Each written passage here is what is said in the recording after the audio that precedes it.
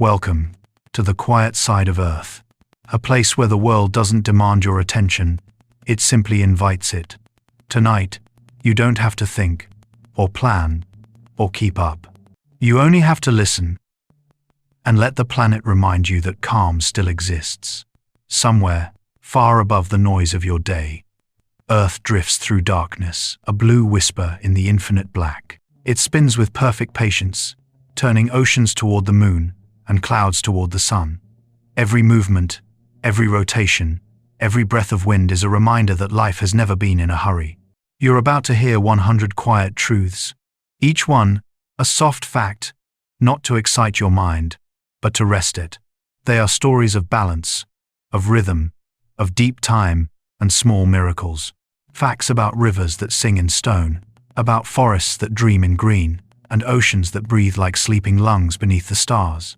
If you listen closely, you'll start to hear it, the subtle pattern beneath everything. The pulse of tides and seasons, the quiet logic of rain, the secret patience of life building itself again and again.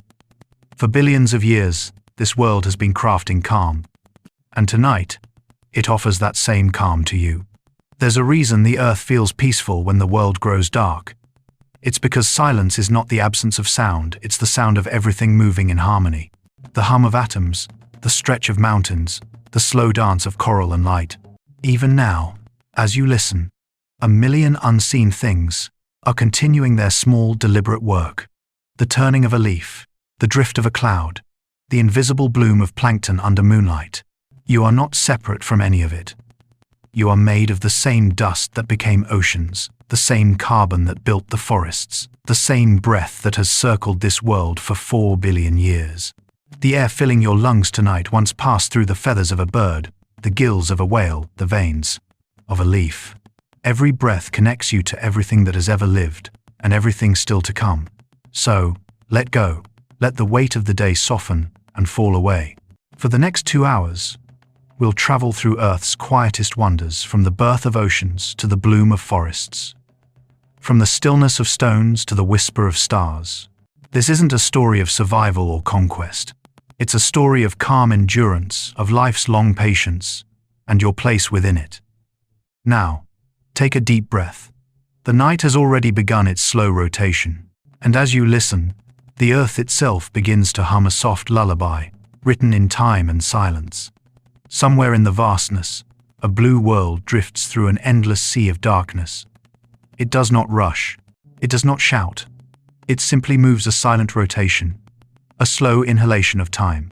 This is Earth, a breathing sphere of clouds, oceans, and dust, turning in perfect rhythm to a song older than sound itself. If you could stand beyond it and watch from the quiet of space, you would see motion that never stops. Storms swirling like paint in water, the shimmer of sunrise chasing the night around its curve. Yet beneath all of this, there is peace. A rhythm so deep that you can almost feel it, a planetary pulse that hums below the noise of weather and wind. Every world breathes in its own way. Mars breathes in dust. Venus breathes in heat. But Earth breathes in life. The oceans inhale sunlight, transforming light into motion. Forests exhale oxygen, feeding everything that stirs in their shade. Even the soil breathes millions of tiny organisms, inhaling, exhaling, shaping air you'll never see. Every living thing participates in this shared rhythm. A billion quiet lungs expanding and contracting in invisible harmony. Close your eyes for a moment. Breathe in slowly, deeply. That breath is not yours alone. It began as the whisper of plankton under sunlight, carried across oceans by the wind, exchanged between trees and clouds, and finally found its way into your chest. You are part of the planet's breath, one inhalation in a chain unbroken for billions of years. Imagine the stillness between each tide. When the ocean retreats, it pauses a long, patient silence before returning again. That silence is not emptiness, it is balance. In that space, the Earth resets its rhythm. You can feel the same quiet pulse within yourself, the slow, forgotten tempo of a living world that asks for nothing but presence. If you could hear the planet's heartbeat, it might sound like the low hum of distant thunder, or the soft crackle of ice shifting deep within a glacier. Every sound that exists, from the whisper of wind in the grass to the call of a whale, is just one note in Earth's long, sleeping melody. For 4.5 billion years, this planet has been singing. Not loudly, never in a way that demands attention. Its song is one of patience. Volcanoes rising and cooling, continents drifting like quiet thoughts, mountains exhaling dust into the wind. Every moment you've ever lived has happened on the surface of this calm persistence. The next time you stand beneath the night sky, look up and realize you're not standing still. You're moving, spinning at 1,000 miles per hour, orbiting the sun at 67,000 more. And yet, you feel no motion. Because motion, when perfect, feels like rest. The same is true for life. Even when everything seems to move too fast, the deeper rhythm, the planetary rhythm, remains unchanged. Somewhere in the forests of Indonesia, a single fig tree releases oxygen into the night. In the Pacific, a coral reef exhales bubbles that rise like lanterns through dark water. In Antarctica, snowflakes fall so slowly they seem suspended in time. Each of these moments is part of Earth's breath, patient, balanced, and eternal. Scientists once described the planet's atmosphere as a living skin. It expands with heat, contracts with cold, swirls with pressure, and carries the fragrance of life itself. Every cloud, every gust of wind is an expression of this breath. The air above your head is ancient. Some of the molecules now inside your lungs once belonged to the dinosaurs, once brushed against the wings of early birds, once rose as steam from primordial oceans. The air is memory, a looping, shared inheritance passed between every creature that has ever lived. And just like that air, calm moves in circles. It leaves the mountains, travels overseas, drifts into valleys, and back again. To breathe deeply is to join the planet's oldest ritual, the ceremony of being alive. Perhaps that's why silence feels sacred.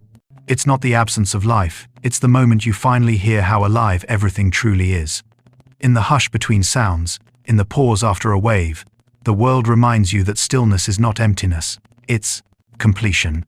If you listen long enough, you'll notice that everything follows the same rhythm: the slow bloom of clouds, the patient curve of rivers, the migration of birds tracing invisible paths.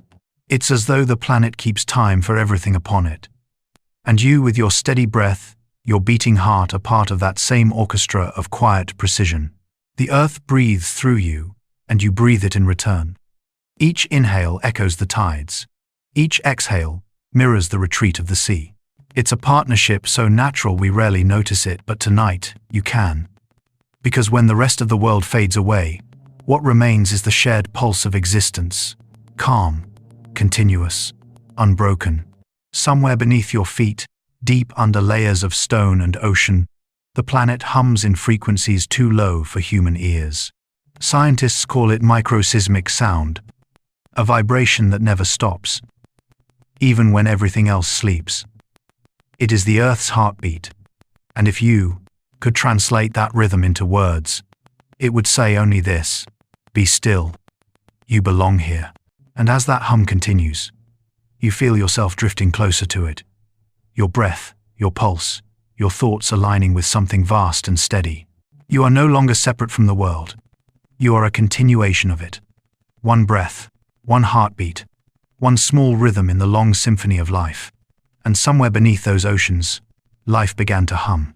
Long before forests, before birds, before anything stirred on land, the world was an ocean of silence and shadow. Light barely touched its surface, and yet somewhere deep below warmth began to rise. From the cracks of the young Earth's crust, water met fire, mineral met heat, and in that delicate balance between chaos and calm, something extraordinary began to happen. It started as a whisper, a shimmer of chemistry within darkness. Hydrothermal vents exhaled warmth into the cold abyss, filling the water with minerals that glowed faintly in the deep. Here, the temperature of creation was neither violent nor still. It pulsed warm, patient, alive. Scientists believe that in these hidden valleys of the sea, simple molecules began to link together not through force, but through rhythm. A cycle of heat and cool, light and dark, that became the first heartbeat of life. Imagine that, first warmth.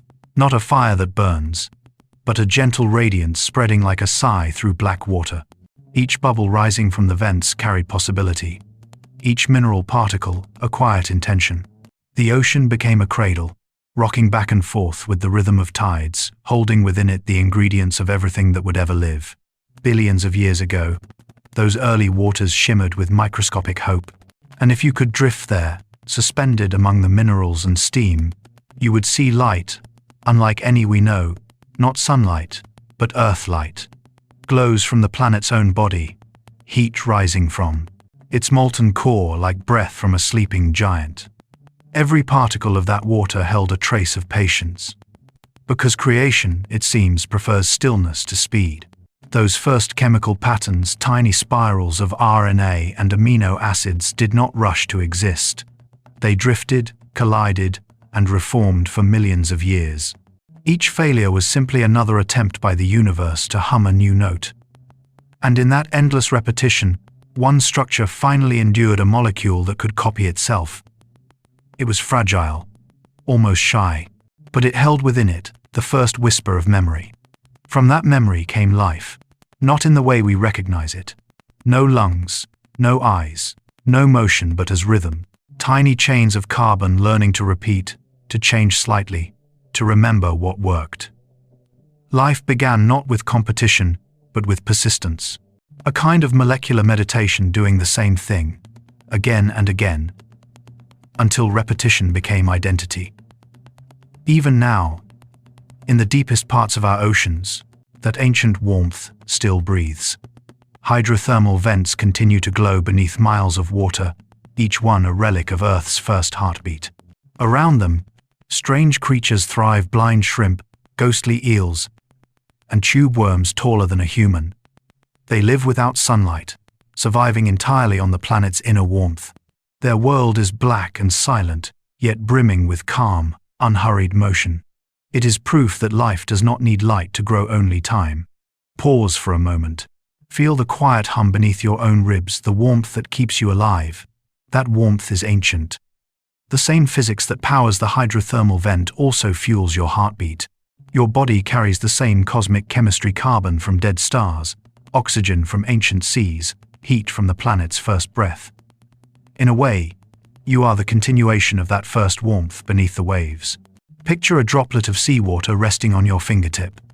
Inside, it might be 100,000 microorganisms, each tracing their ancestry back to that same origin: the gentle vent, the patient warmth. To them, you are not separate. You are simply the next ripple in the same tide. Life did not conquer the earth. It cooled into existence like steam settling on a mirror, like dew forming before dawn. And that softness is why it endured. Violence fades, but calm persistence, repeated across eons, becomes inevitable. When the first cells began to divide, it wasn't an explosion, it was a quiet decision. To share what had been learned, to pass along a pattern that worked.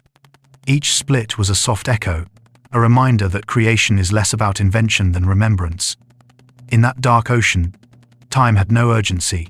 1 second might have lasted a century.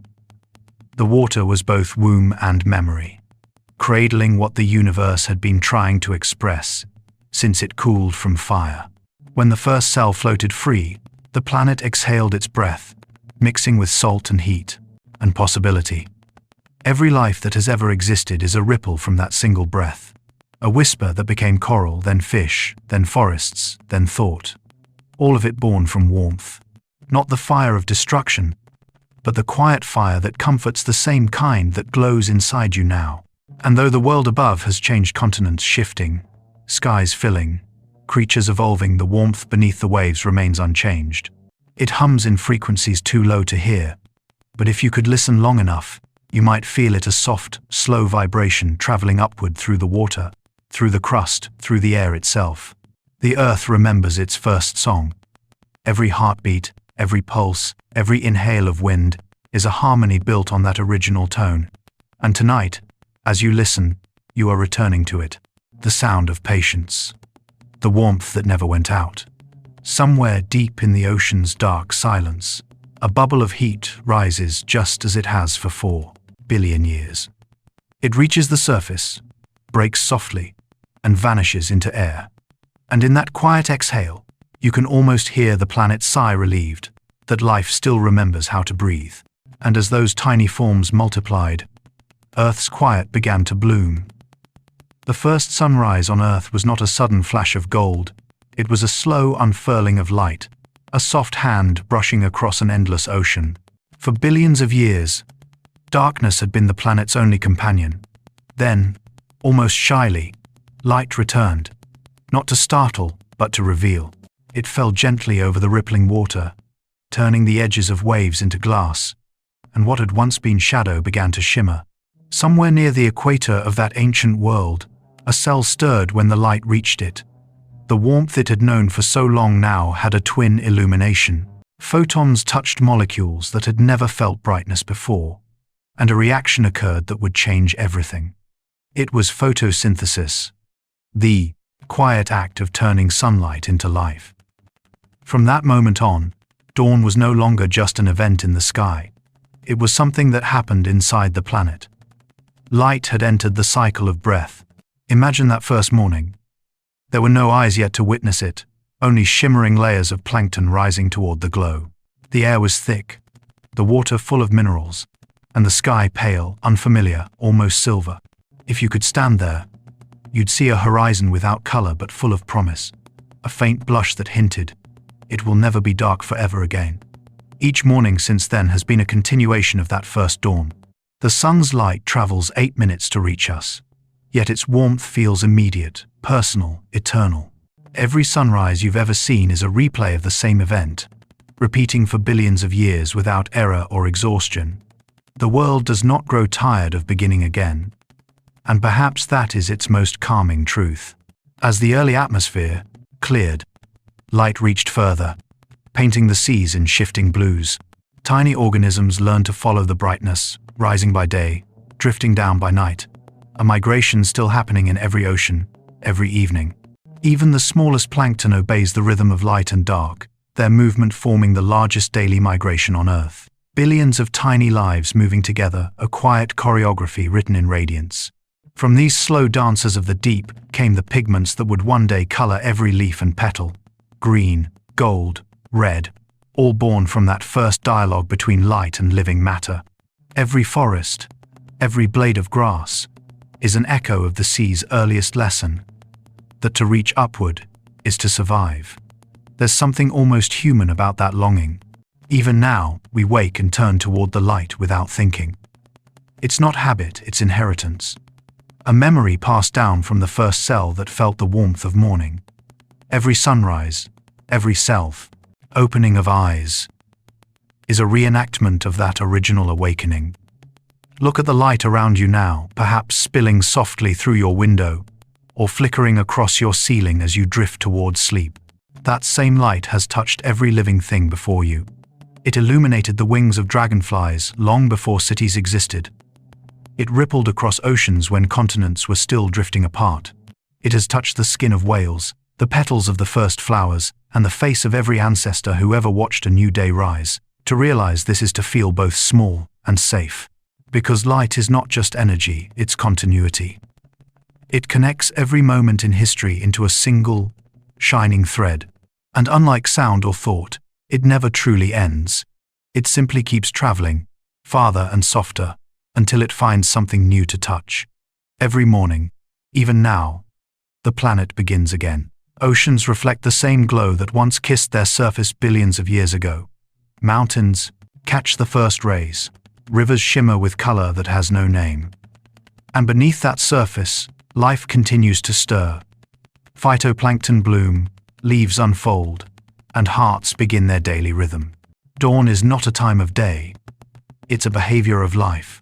There's comfort in knowing the sun will rise, not because it must, but because it always has. Even in your darkest night, the same star that watched over the first cell is waiting patiently beyond the horizon. Its light is silent reassurance, a promise that warmth always returns. Sometimes, when you see sunlight streaming through dust or reflecting in water, you might feel something you can't explain, a quiet recognition, as though the universe is saying, "You've been here before." And in a way, you have. The atoms in your body have seen countless dawns. They were part of oceans that glowed at sunrise millions of years ago. They have been light, absorbed, transformed, released, and reborn. The dawn lives in you. Even now, as night surrounds you, the other half of the world is waking to that same light. Somewhere, a field is glowing gold. Somewhere, the first bird is singing. And in a few hours, that light will travel here, crossing oceans, touching rooftops, and finding its way to your window once more. The dawn never ended. It only moves in circles, wrapping the planet in a soft rotation of color and calm. Every second, somewhere, morning is happening. Every moment, light touches life again. That is how the world breathes, one side resting, while the other begins to glow. And as this light completes its endless journey, it brings with it the same quiet truth the earth has always known, that renewal is not something you seek without asking. The same sun that warmed the first cell still warms your skin. The same glow that touched the first ocean still glimmers across your world tonight. The planet's dawn never stopped. It simply keeps traveling, softly, through time. And under that endless morning, the shapes of life began to move. There was a time when the continents were bare, vast stretches of stone and sand, washed clean by tides but untouched by green. For billions of years, the world's colors were the blue of ocean and the gray of rock. Then, very slowly, Earth decided to decorate itself. It began at the water's edge. Tiny filaments of algae crept across the shallows, anchoring themselves to stone, tasting sunlight for the first time outside the sea. They didn't march or conquer, they simply stayed. And in their stillness, they changed everything. To grow is not to move quickly. It is to stay long enough for change to happen. The first plants understood this. They grew by waiting, by holding still in the wind, by catching light and turning it quietly into strength. The planet, once smooth and silent, began to soften under a slow carpet of life. Imagine the first green shadows rippling across the shore. Fragile mosses, trembling ferns, leaves that had never felt air before. Each one reaching upward, not with urgency, but with patience. The color of life spread like a sigh, slowly tinting the edges of the continents. From space, the transformation must have looked like breath, green spreading across brown in steady rhythm, a sign that the world had learned to inhale. The earliest forests were not grand or tall. They were experiments in stillness, plants, testing the air, learning to stand, teaching themselves how to turn sunlight into matter. Roots explored the soil like fingers searching for memory. Every stone, every grain of dust was a new world to hold. And beneath the surface, something miraculous began. Roots met fungi in the darkness and formed a partnership. They shared nutrients, messages, and chemical whispers, a quiet conversation that continues to this day. This was the planet's first network, a living web of communication stretching beneath our feet. Every forest that exists now still uses that same invisible language. If you walk through a forest and feel peace, it might be because the air itself remembers that dialogue. Plants inhale what you exhale. You exhale what they release. Every breath between you and a tree is a small act of cooperation, a continuation of the world's oldest exchange. Growth is rarely loud. It's a soundless unfolding, a slow rearranging of energy into form. A seed buried in soil does not push its way upward. It listens. It waits until warmth arrives, until moisture finds it, until the world tells it, now.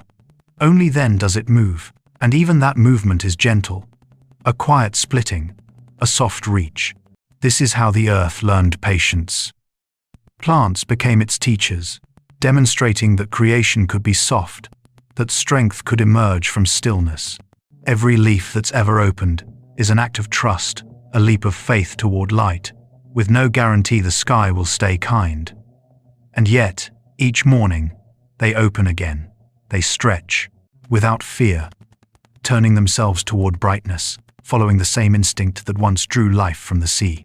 You can see this rhythm everywhere, in the way vines find sunlight, in the spiral of a fern, in the turning of petals toward dawn. Every plant carries an ancient memory, that the world rewards those who reach, slowly and gently.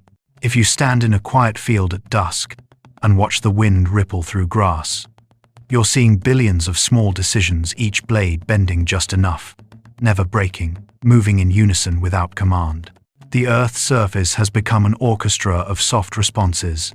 Beneath the soil, another miracle continued. Roots intertwined, fungi pulsed with information, minerals passed between organisms like quiet currency. One tree, shaded and starving, could be fed by another through that network. The forest became a single body, with many minds.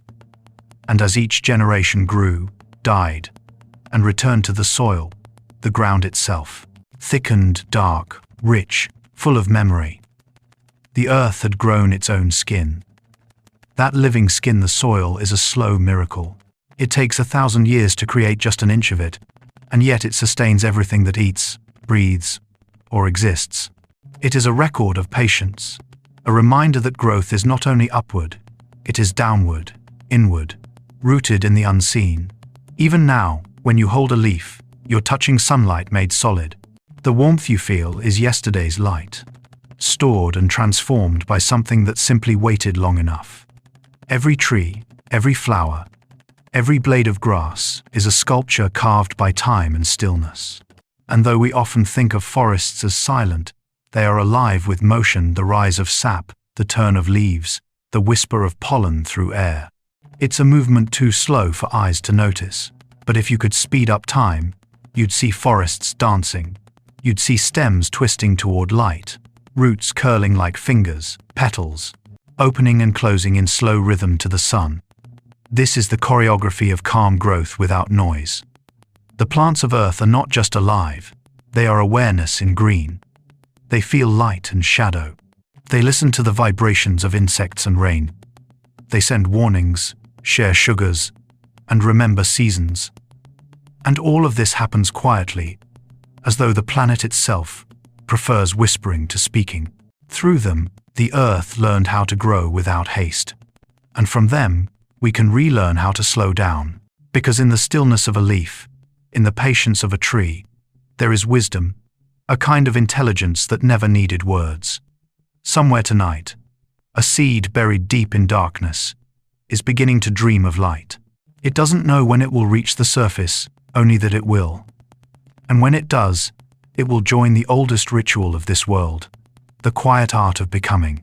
And within that green network, the planet began to listen to itself. If you stand still in a forest long enough, you'll begin to hear a rhythm not of noise, but of timing. Leaves moving in cycles, branches swaying in unison, light weaving its way between trunks like threads of breath. Nothing here is random. The forest dreams in patterns, and in those patterns lies its peace. Every living thing within the trees keeps time. Roots pulse nutrients upward at sunrise and rest at dusk. Sap rises, slows, and stills in a rhythm so steady it could be mistaken for silence. Birds call, not just when they wish, but when the air allows their song to travel furthest. Even decay follows choreography. Fungi blossom when moisture peaks. Fallen leaves break down in precise seasonal order. Everything moves with quiet coordination, as if following a music too slow for human ears. To walk through a forest is to walk inside a clock made of life. Each leaf is a second, each season a turning gear. Photosynthesis hums like the ticking of a soft heartbeat, light becoming sugar, sugar becoming growth. The air that fills your lungs right now may have been exhaled by a tree a moment ago. You breathe in what it releases, and in doing so, you join its pattern. This exchange is not metaphor. It is real, constant, and ancient. Every breath you take is an answer to the forest's call. And perhaps that is why we feel calm beneath trees, because our bodies recognize their rhythm. Their slowness becomes our own. The noise of thought falls away, replaced by the long, slow patience of green. Imagine watching a forest from high above a sea of canopies rising and falling like waves. Morning mist drifts through branches, dew gathers on moss, and the light shifts from silver to gold to green. Time here is circular, not linear. The same leaf pattern repeats across generations. The same branch angles appear again and again, as if the forest is dreaming itself into existence with infinite precision. Inside that dream, repetition is sacred. A raindrop falls, nourishes a root, evaporates, returns to the sky, and falls again. This is the water's lullaby, a rhythm that has played unbroken for billions of years. Every puddle, every droplet, every ocean wave is part of this endless pulse. The planet inhales and exhales water the way lungs move air, and forests are where that rhythm becomes visible. Look closely at a leaf. Its veins form fractals, tiny rivers repeating the same geometry over and over. From the smallest capillary to the branching of trees to the flow of rivers, the same pattern persists. It's as though nature prefers echoes to inventions. It creates by remembering itself.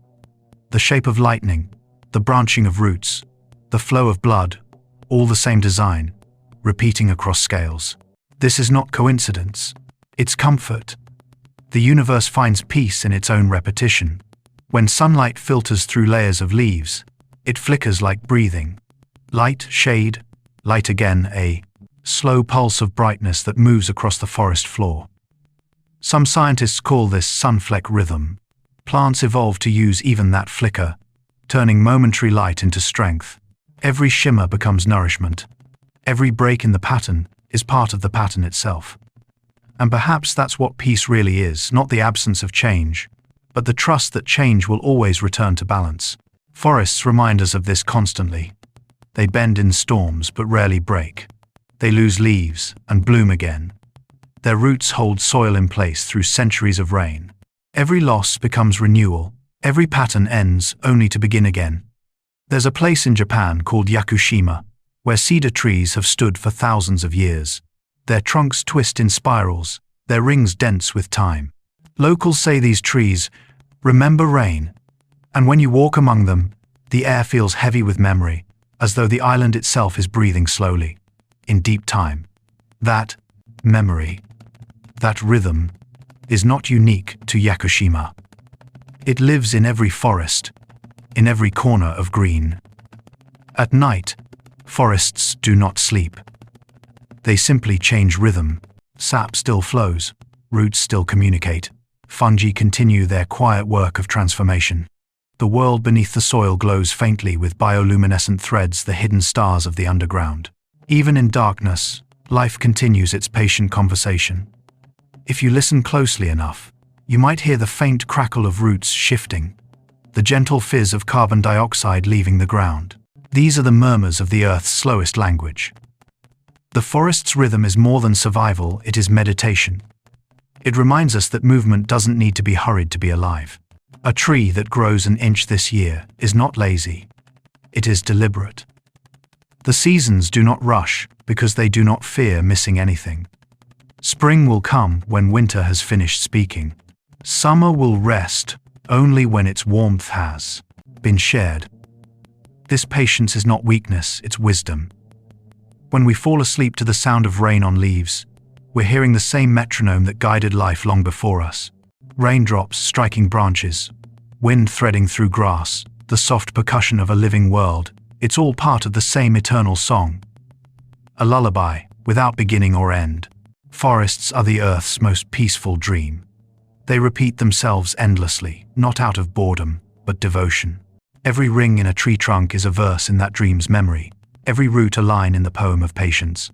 And as you breathe now, you breathe in their verse, becoming part of the pattern, a rhythm of calm that asks for nothing more than stillness. Somewhere, deep in the forest shade, a leaf trembles under a drop of water. It falls, joins the soil, feeds a root, and disappears. But the pattern remains, because nothing that moves gently is ever truly gone. And where trees met the air, creatures began to move. As the forests settled into their slow green breathing, a new sound began to rise, soft at first, then multiplying until it filled the air like gentle static. It was not wind, not rain, not the whisper of leaves. It was life, learning to move. Tiny wings began to stir above the moss and ferns. At first, they were simple membranes, transparent as water, shimmering in sunlight. They caught the air and trembled with it, turning invisible pressure into lift. For the first time, the world had motion that danced. Listen carefully. If you could stand in that ancient forest, you'd hear the softest orchestra imaginable. The whir of beetles, the hum of early bees, the faint click of dragonflies tracing arcs through the humid air. Each sound, a heartbeat of its own, short, precise, repeated, tiny creatures, writing music the planet had never heard before. It wasn't chaos. It was coordination, the quiet mechanics of life testing itself. Each vibration served a purpose. Wings to move pollen, buzzes to call mates, chirps to mark territory or warmth. The air became alive with coded song. For the first time, the planet had rhythm above the trees, a vibration that linked sky to soil. The first insects did not roar or shout their existence. They shimmered. They reflected sunlight like ripples on water, their wings moving so fast they blurred into sound. Their purpose was simple: to continue the pattern of life begun by the plants. They carried dust and light between blossoms, completing a conversation that had begun in silence. Without knowing it, they became the translators between worlds, between roots and sky, stillness and motion. Imagine a bee hovering over a flower at dawn. Its wings beat 200 times a second, but what you hear is not speed, it's tone. A soft hum tuned to the air around it, resonating with the petals it touches. Some flowers can only open when they feel that vibration, a private duet between species. Every buzz you hear in summer is a continuation of that ancient melody. Crickets took the rhythm further. Their wings became instruments, their chirps rising and falling with temperature and time. You can measure heat by their song, each note a fragment of the environment turned audible. And in their repetition, they remind us that music began not in human hands, but in nature's patience. At night, the symphony changes. Fireflies drift through the dark, their light blinking in slow, rhythmic patterns, tiny lanterns calling to one another across the air. Each glow is a message. I am here. Each reply, so am I. In that exchange of brightness, the darkness becomes alive with connection. Even silence has conversation. It's easy to think of insects as simple, but their design borders on perfection. Butterfly wings contain microscopic scales that split light into color, a natural prism woven from dust. Moths navigate by moonlight, following the same angle of glow used by sailors millennia later. Ants map landscapes with scent, each one carrying a chemical story home. The world beneath our feet and above our heads is a network of communication so vast that to walk through it is to walk through invisible music. And perhaps that is why the sound of a summer evening feels so soothing. It's not random noise, it's harmony. The buzzes, hums, and chirps balance each other like chords in an unseen symphony. Some frequencies soothe the nervous system, mirroring the gentle patterns of breathing and heartbeat. We evolved inside this music. Our calm is wired to its rhythm.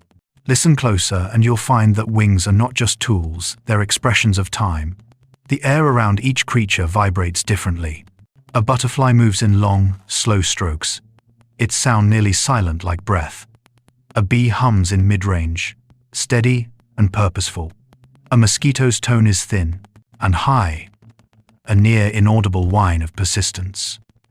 Together, they form a layered chord of existence. The forest is never truly quiet.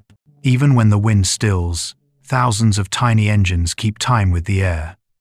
They pollinate, feed, rest, and begin again, each cycle echoing the rhythm of the world itself. To listen to them is to hear the heartbeat of the biosphere. And if you've ever fallen asleep to the hum of night, to the chorus of crickets, frogs, and unseen wings, you've been lulled by Earth's oldest lullaby. Scientists say the combined sound of insects in summer forms what's called the biophony, the collective voice of living things. Every ecosystem has its own pitch, its own pulse. Deserts hum low, rainforests sing high, oceans whisper in clicks and calls. Life speaks in layers, and the air itself carries memory. Somewhere, in the dim light of the forest, a dragonfly lands on a pond. Its wings shimmer like stained glass. The reflection ripples outward, sending circles through water, through air, through time. The sound is nearly imperceptible, a flicker, a sigh. But in that single motion lies continuity. The proof that life, once it learned to move, never stopped dancing. The insects of today are not copies of the first. They are echoes, improvised variations on an unbroken theme. Every hum, every wing beat, is a verse in the planet's long song of patience. And though their lives are short, their rhythm is eternal. Because life doesn't measure itself in years, it measures in motion. And as long as something still stirs in the air, as long as tiny wings keep playing their quiet notes, the world will never fall silent. And from the air's soft vibration came the heartbeat of all movement. The ocean is not empty. It is silence in motion. A living cathedral of water, light, and gravity vast enough to cradle the history of the planet in its depths. When you gaze at its surface, what you see is only the skin of the world's oldest memory. Below that, shifting mirror lies calm beyond comprehension. Pressure builds, light fades, and time itself seems to thicken. Down there, sound travels faster than air, yet it feels quieter, as though the world has decided to whisper instead of speak. If you could sink through that blue expanse, you'd pass through layers of color that dissolve, one by one, turquoise to cobalt, cobalt to ink. The deeper you go, the more the ocean holds you, pressing gently from every side until you can no longer tell where your body ends and the sea begins. This is calm in its purest form, not stillness, but surrender. Every wave above is an echo of the world's heartbeat. The moon pulls, the water responds, and across continents, billions of tons of sea rise and fall together in rhythm. To float within it is to feel the planet breathe. Even here, far from light, life continues its patient work. Jellyfish pulse like slow lanterns. Plankton drift in invisible clouds, each cell turning sunlight or heat into motion. Their quiet dance feeds everything else. It's strange to think that the foundation of life, the calm base of the food web, is built not on noise or aggression, but on gentle drifting. If you've ever listened closely underwater, you know it is never truly silent. The sea speaks in crackles, clicks, and sighs. Shrimp snapping their claws make the ocean fizz like static. Fish hum, coral reefs crackle softly, as if carbonating light. To marine scientists, these sounds form the ocean's rain. To the creatures that live here, it's how home sounds. Sometimes in the stillest places on Earth, you can hear the sea's own voice. A constant low-frequency hum that never stops. It's made by waves, by storms, by the earth itself vibrating through water. It's a lullaby, so deep it reaches the bones. Even when you stand on land, you carry the ocean's rhythm inside you. Your blood, your cells, your pulse are shaped by its motion. It's no coincidence that our bodies mirror the sea. Your tears, your sweat, your heartbeat all share its chemistry. You are mostly water, and that water has memory older than life itself. When you breathe, tiny traces of ancient oceans move through you. The same salt that once floated the first cell now circulates in your veins. Down in the dark, where sunlight cannot reach, the world glows in its own language. Bioluminescent creatures pulse in slow patterns, trading light like conversation. Some use it to find food, others to hide, others simply to exist. Each glow is deliberate, never wasted. It is beauty born in darkness, proof that even the coldest depths create wonder. Imagine watching to them drift. Tiny lights spiraling upward through endless black, like stars moving the wrong way through the sky. The ocean and the cosmos reflect each other, both vast, both full of mystery, both speaking in silence. One made of air and fire, the other of salt and time. And between them, life learned to dream. On the ocean floor, mountains rise higher than Everest. Valleys plunge deeper than any canyon on land. Yet they move so slowly that we never feel them. Earthquakes become murmurs here. Volcanoes exhale rather than erupt. It's a landscape sculpted by patience. If the surface of the sea is a heartbeat, the deep is the planet's meditation. Coral reefs, sometimes called the rainforests of the sea, build themselves grain by grain, molecule by molecule. What looks like a sculpture of stone is actually alive. A city of tiny creatures working together to create calm through complexity. Their colors are more vivid beneath filtered light, not to shout for attention, but to bend sunlight into peace. Every coral polyp's act of growth is small, a microscopic layer of calcium, stacked slowly over centuries, and yet, together, they shape continents of color. There is power in this patience, the same power that allows seeds to break stone, or ice to carve mountains. Calm is not weakness, it is endurance. Even the currents know how to rest. Deep below the surface, rivers of warm and cold water move in endless loops. They carry nutrients, heat, and memory across the globe. These underwater streams are the planet's circulatory system, quiet, steady, and essential. Without them, the world would lose its rhythm. The creatures here move as if aware they are guests of gravity. Whales drift through this silence like ghosts made of breath. Octopuses curl and uncurl their arms like dancers in slow motion. A turtle passes by, ancient and unhurried, its shell echoing the shape of continents. None of them hurry, because the ocean gives them no reason to. Even death here feels peaceful. When something falls, it drifts for hours, days, sometimes weeks. A leaf, a feather, a fish, sinking through the dim light, feeding the deep. Nothing is wasted. Every descent becomes a gift to the stillness below. The sea holds everything, forgives everything, and continues to breathe. Above it, waves rise and break. Below, time expands. And somewhere, in that vast in-between, the world hums a sound too large for ears, too old for words. The ocean does not need to be seen to be known. Its calm reaches you even now in your pulse, in your breathing, in the way your thoughts begin to slow when you imagine it. Because somewhere in your body, the ocean still exists. You carry its depth, its salt, its silence. It lives beneath your ribs, whispering the same message it always has. Be still. Drift. You belong to water. A single wave folds and falls onto sand. Then another. Then another. And in that repetition, you hear the most ancient promise of the earth, that motion and calm can be the same thing. But even in darkness, the sea was listening. Sound travels farther underwater than light ever could. It bends around mountains, moves through valleys, and carries across oceans with the patience of time itself. In this vast, blue cathedral, sound is memory, and whales are its keepers. Far beneath the surface, a whale exhales a plume of air that catches sunlight like mist. Then, from somewhere deep within its immense body, a note begins to rise, low, haunting, and impossibly long, a voice so deep that it can be felt before it's heard. It trembles through the water like the pulse of the planet itself. Each call lasts for minutes. Each sequence of notes can repeat for hours. And across thousands of miles, another whale responds, matching tone, adjusting rhythm, a dialogue unfolding beneath the world's surface. It is communication at a scale no human language can measure. But it's not just information being shared, it's presence. Each song says, I am here. I exist with you. Scientists have studied these songs for decades. Humpbacks create compositions that can last half a day, a structure with verses, refrains, and evolving themes. Like symphonies, they shift with the seasons, their melodies passed between pods like inherited stories.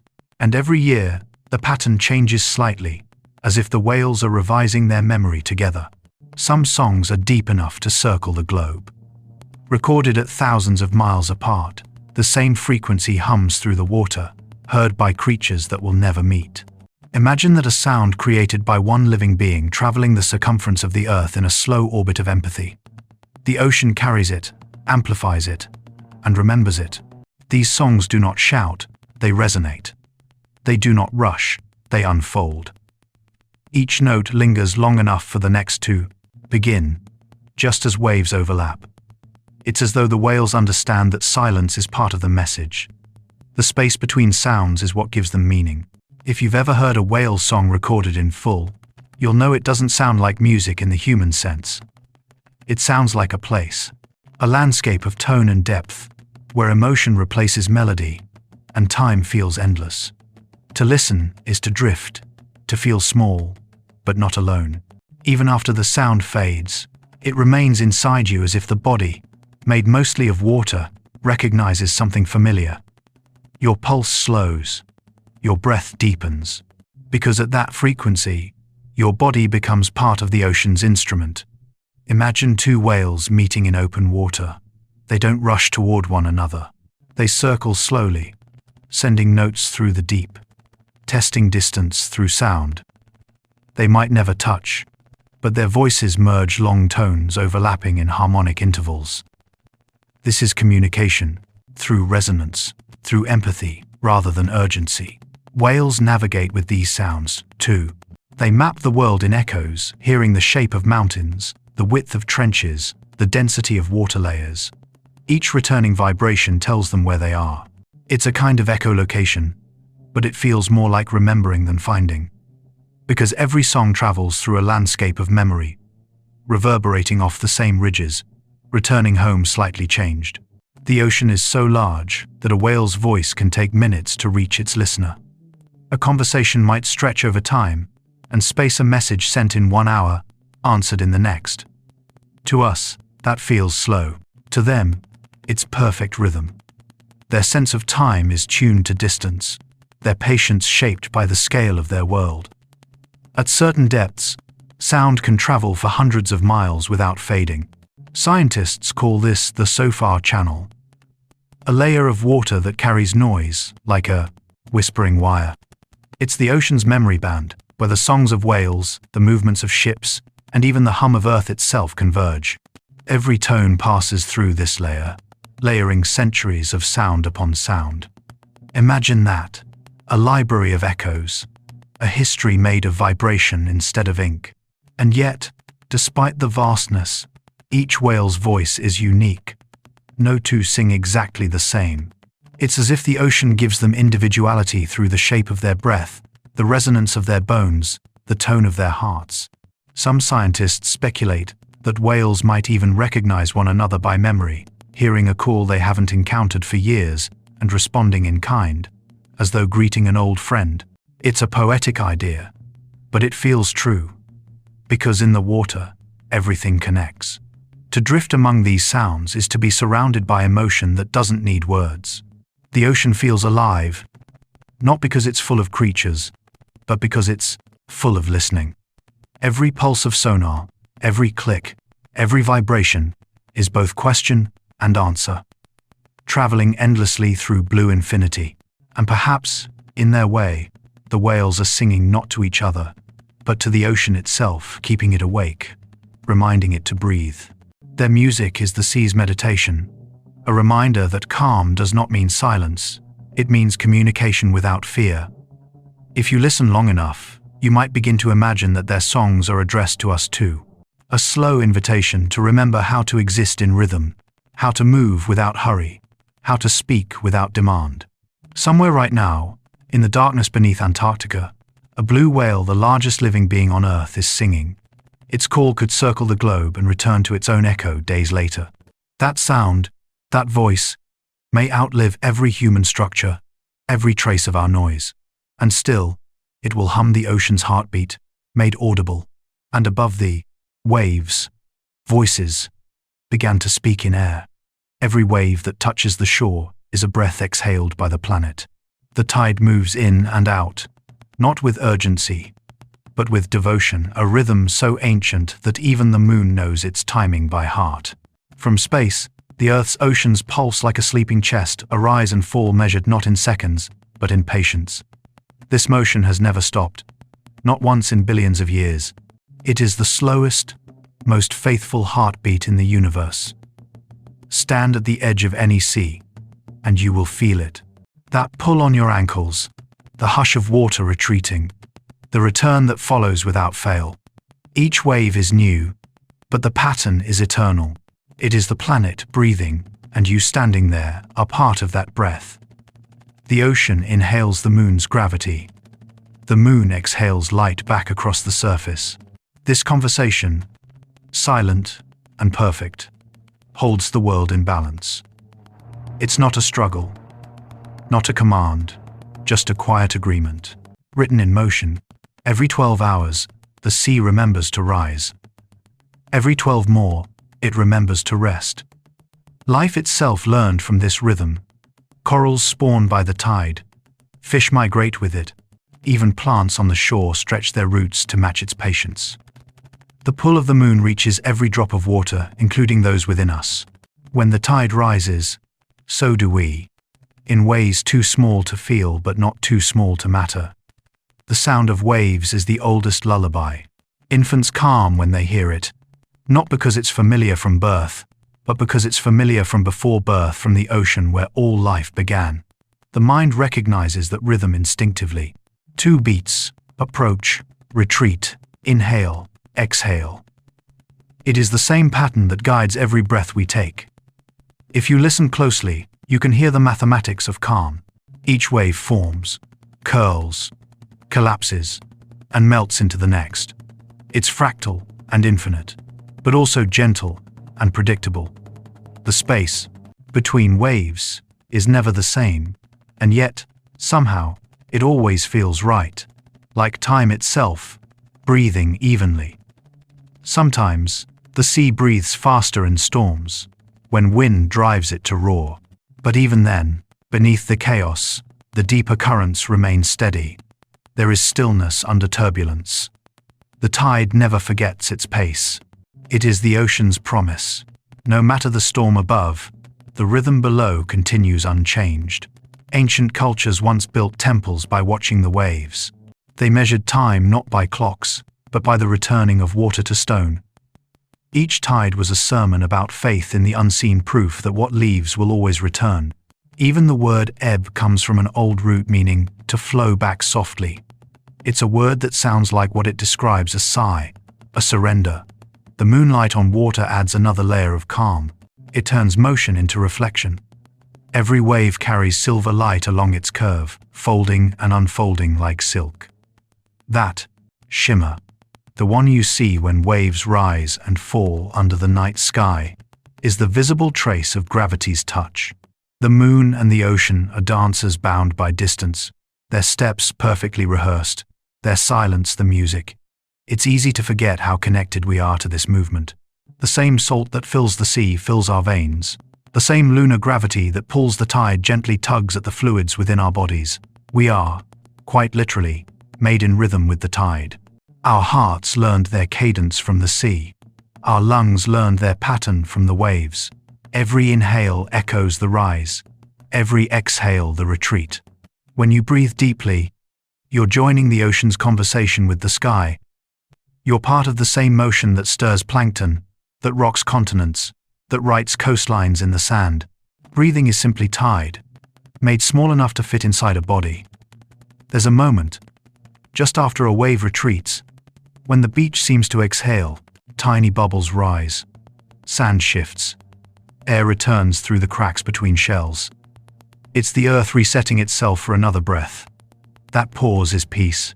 It is the stillness after letting go, before beginning again. It's the same peace we feel when our own breath empties a fraction of silence between living and continuing.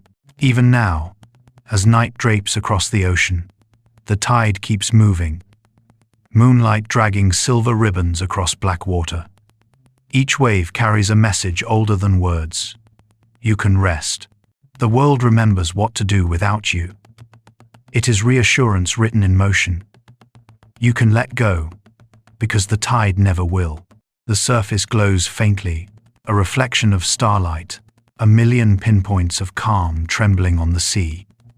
Somewhere far away, the same tide laps at another shore, the same breath shared between continents. This is the planet's heartbeat, global, seamless, patient. No boundary can stop it, no silence can end it. And though it moves with the gravity of moons.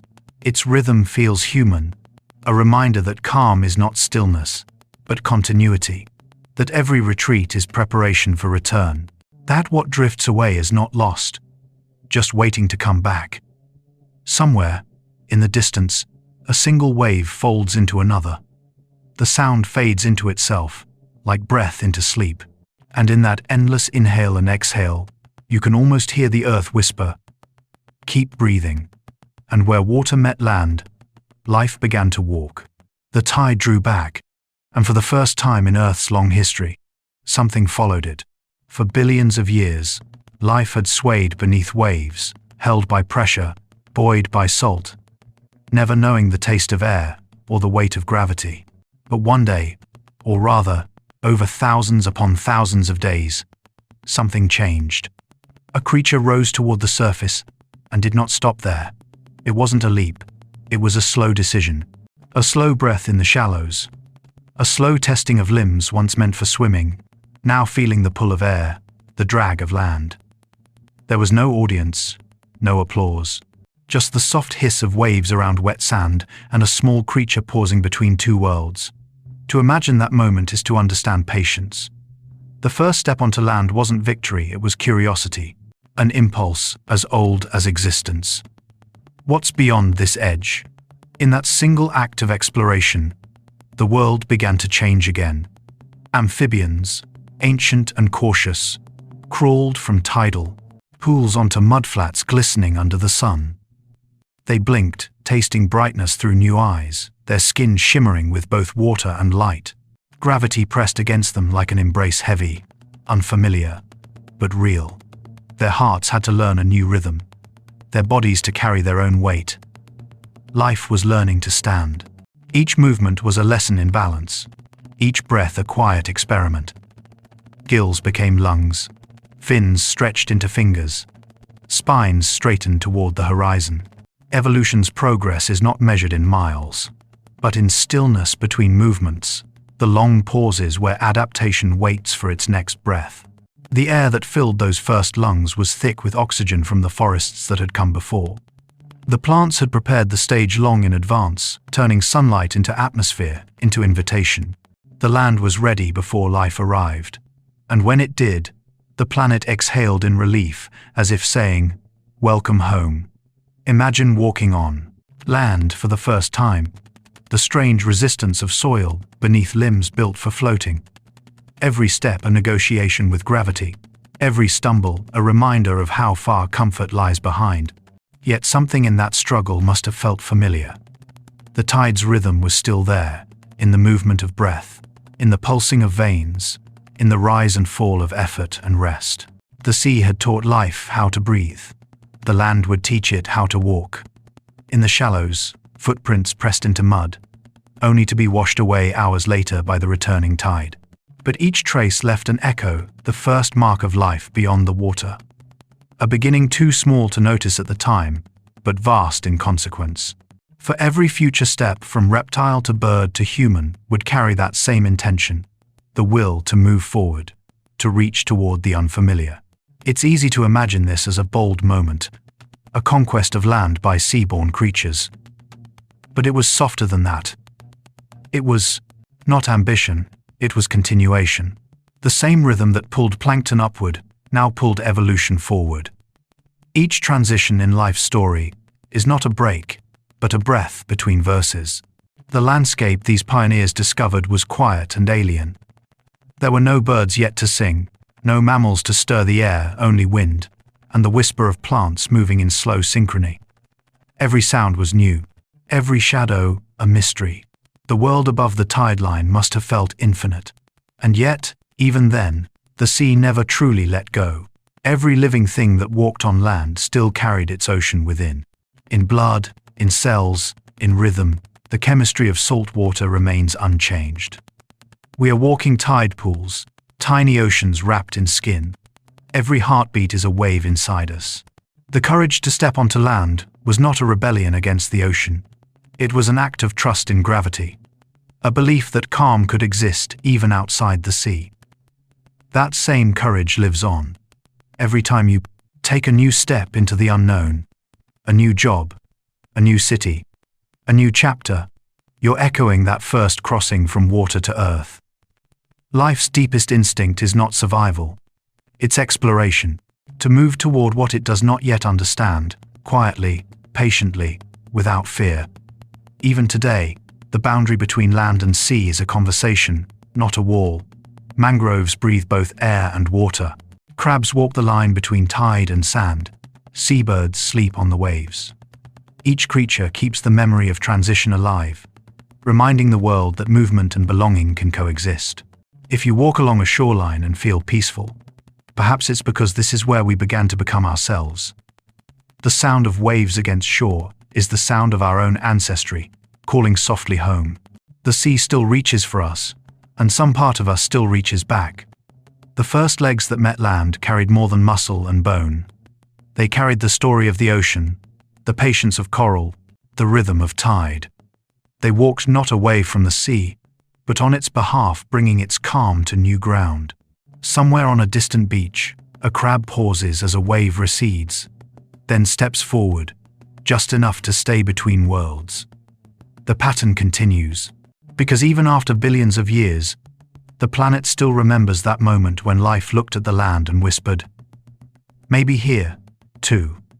And when the air became home, Earth took its first breath of land. After every burst of creation, the world rests. Between each age of fire and flood, there comes a silence not empty, but listening. A stretch of time where mountains stop moving, rivers find their course, and life, exhausted from invention, simply exists. This is how the planet breathes between thoughts. Long before cities, long before even forests reached their full height, Earth learned the art of waiting. It waited between impacts from space, between volcanic winters, between ice ages that swept across continents and receded again. Each pause was a kind of healing, a lullaby written in wind and sediment. The planet knows how to be still because it has practiced for billions of years. From the outside, those eras might seem empty, ages where nothing much happened, but stillness is never nothing. It's the soil's way of listening for roots, the ocean's way of remembering sunlight. It's the quiet between notes that makes music worth hearing. Imagine a world newly green, its continents soft with moss and ferns. Rain falls, not as storms, but as long, even breaths. The air is heavy with the scent of minerals and damp bark. Somewhere, thunder murmurs on the horizon, but never arrives. This is the sound of patience. Between the great extinctions that shaped history, there were millions of years where the planet simply recovered. No violence, no spectacle, just growth. Creatures multiplied, ecosystems rewove their patterns, and balance returned without ceremony. The Earth doesn't rush its healing. It trusts time to do the work. We tend to remember the explosions, the meteors, the ice, the fires that reshape the surface. But life itself remembers the intervals. It carries in its DNA the long, calm seasons, the eons, when survival meant stillness. When the smartest thing to do was to wait, quietly, and let the storms pass. Even now, the same rhythm persists. After a forest burns, ash settles into soil. New seeds wait, sleeping beneath the gray, until rain tells them it's safe to begin again. After hurricanes, oceans flatten, their surfaces smoothing back to glass. The sky clears, and for a moment, you can almost hear the planet sigh. This is not recovery, it's remembering. The Earth returns to its baseline heartbeat, the same steady calm that has outlasted everything. If you could compress the history of the world into a single day, the storms would be seconds long, and the silences would fill the rest. Most of existence has been peaceful, just quiet breathing in the background of time. Volcanoes sleep for millennia between eruptions, continents glide so slowly they seem frozen, and entire oceans take millions of years to turn themselves over. Patience is the planet's default state. In these still eras, life learns something subtle. Not every adaptation requires motion. Some changes happen only in rest, molecules aligning, roots deepening, minds learning the texture of calm. If everything moved at once, the world would shatter. So even the cosmos leaves gaps, intervals of darkness between stars, quiet pauses between pulses of light. The same pattern exists in us. Our hearts rest between beats. Our lungs pause between breaths. Every living rhythm relies on stillness to remain alive. Without that pause, motion becomes noise. The silence between moments is what allows life to continue unbroken. Somewhere in the fossil record, scientists have found evidence of an entire century of calm, a layer of clay showing nothing remarkable. No disasters, no sudden shifts, just consistent rainfall, stable temperature, and slow, steady growth. For nature, that is perfection, not drama, but balance. It's what every ecosystem eventually seeks, the long peace after the storm. Picture a lake at dawn. Mist rises in soft curls, insects hover just above the surface, and the water mirrors the sky without distortion. This is what the earth looks like when it's resting. The ripples of the past have finally stilled, the next wind has not yet arrived. It is peace that does not ask to be noticed. Even the human world follows this ancient rhythm, though we often forget. After chaos, we crave quiet. After progress, reflection. The stillness that comes after difficulty is not emptiness, it's integration. The body remembers how to slow down because the planet taught it how. When you rest, you are not doing nothing, you are syncing with the oldest pattern of all. If you listen carefully on a calm night, when even the insects have hushed, you can hear a faint vibration underfoot, the resonance of the earth itself, humming in frequencies far below hearing. It's a song of patience, a reminder that even while you sleep, the planet continues its steady work of becoming. Every storm eventually runs out of breath. Every wave settles back into the sea. And in the silence that follows, life rediscovers its rhythm, not by effort, but by remembering what was always there. This is the stillness between storms, the pause that allows everything to continue.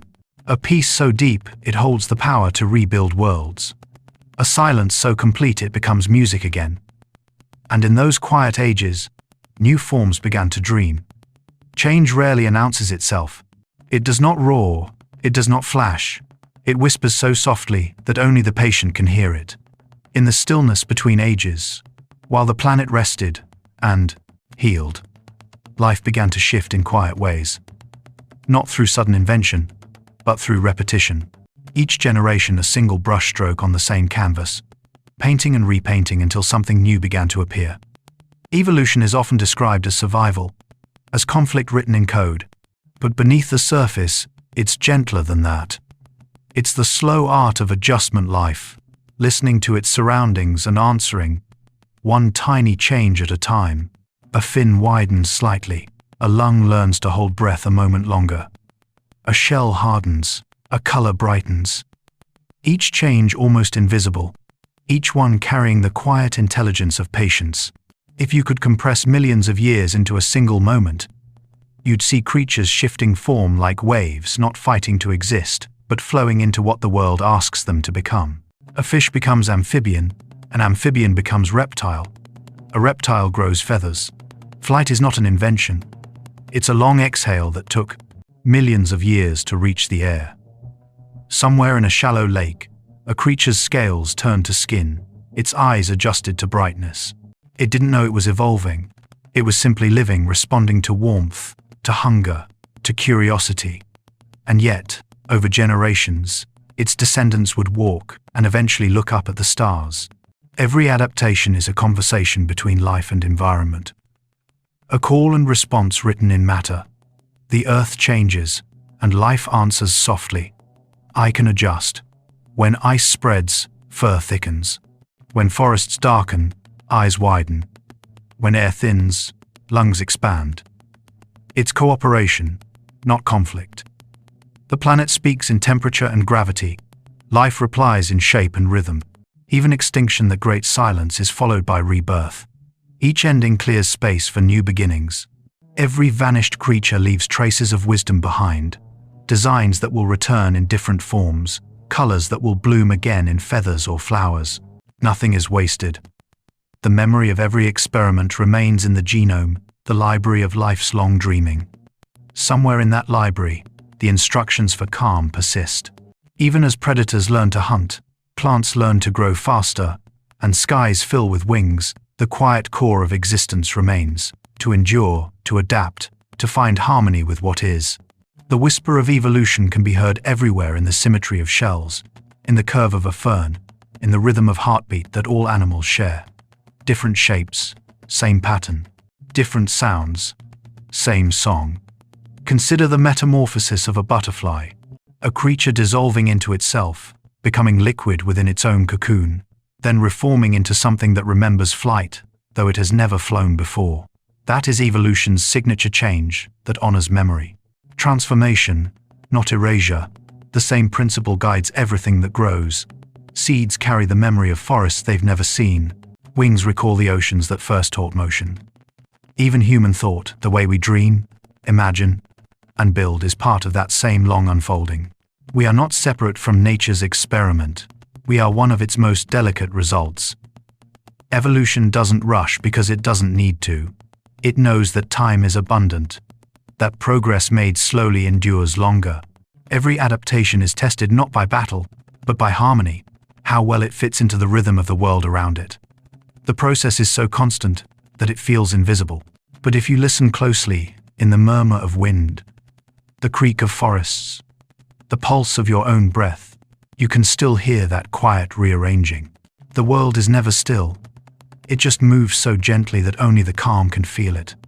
Even now, as you sit in stillness, the air around you is full of ancient design. Your lungs evolved from fish bladders, your hands from fins, your hearing from the ripples of water against stone. Everything about you is a continuation of the ocean's experiment in awareness. Evolution is not a story of progress.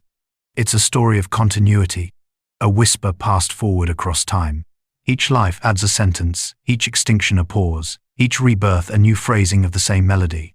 And though the forms change, scales to feathers, roots to branches, creatures to consciousness, the message remains. Adapt, endure, stay curious. It is the same whisper that told the first cell to divide, the same impulse that led fins onto land, the same question that leads minds to wonder why. If you've ever felt yourself change slowly, without noticing when it began, that's evolution on a human scale. Not transformation by force, but by noticing, by listening, by growing in small, nearly invisible ways.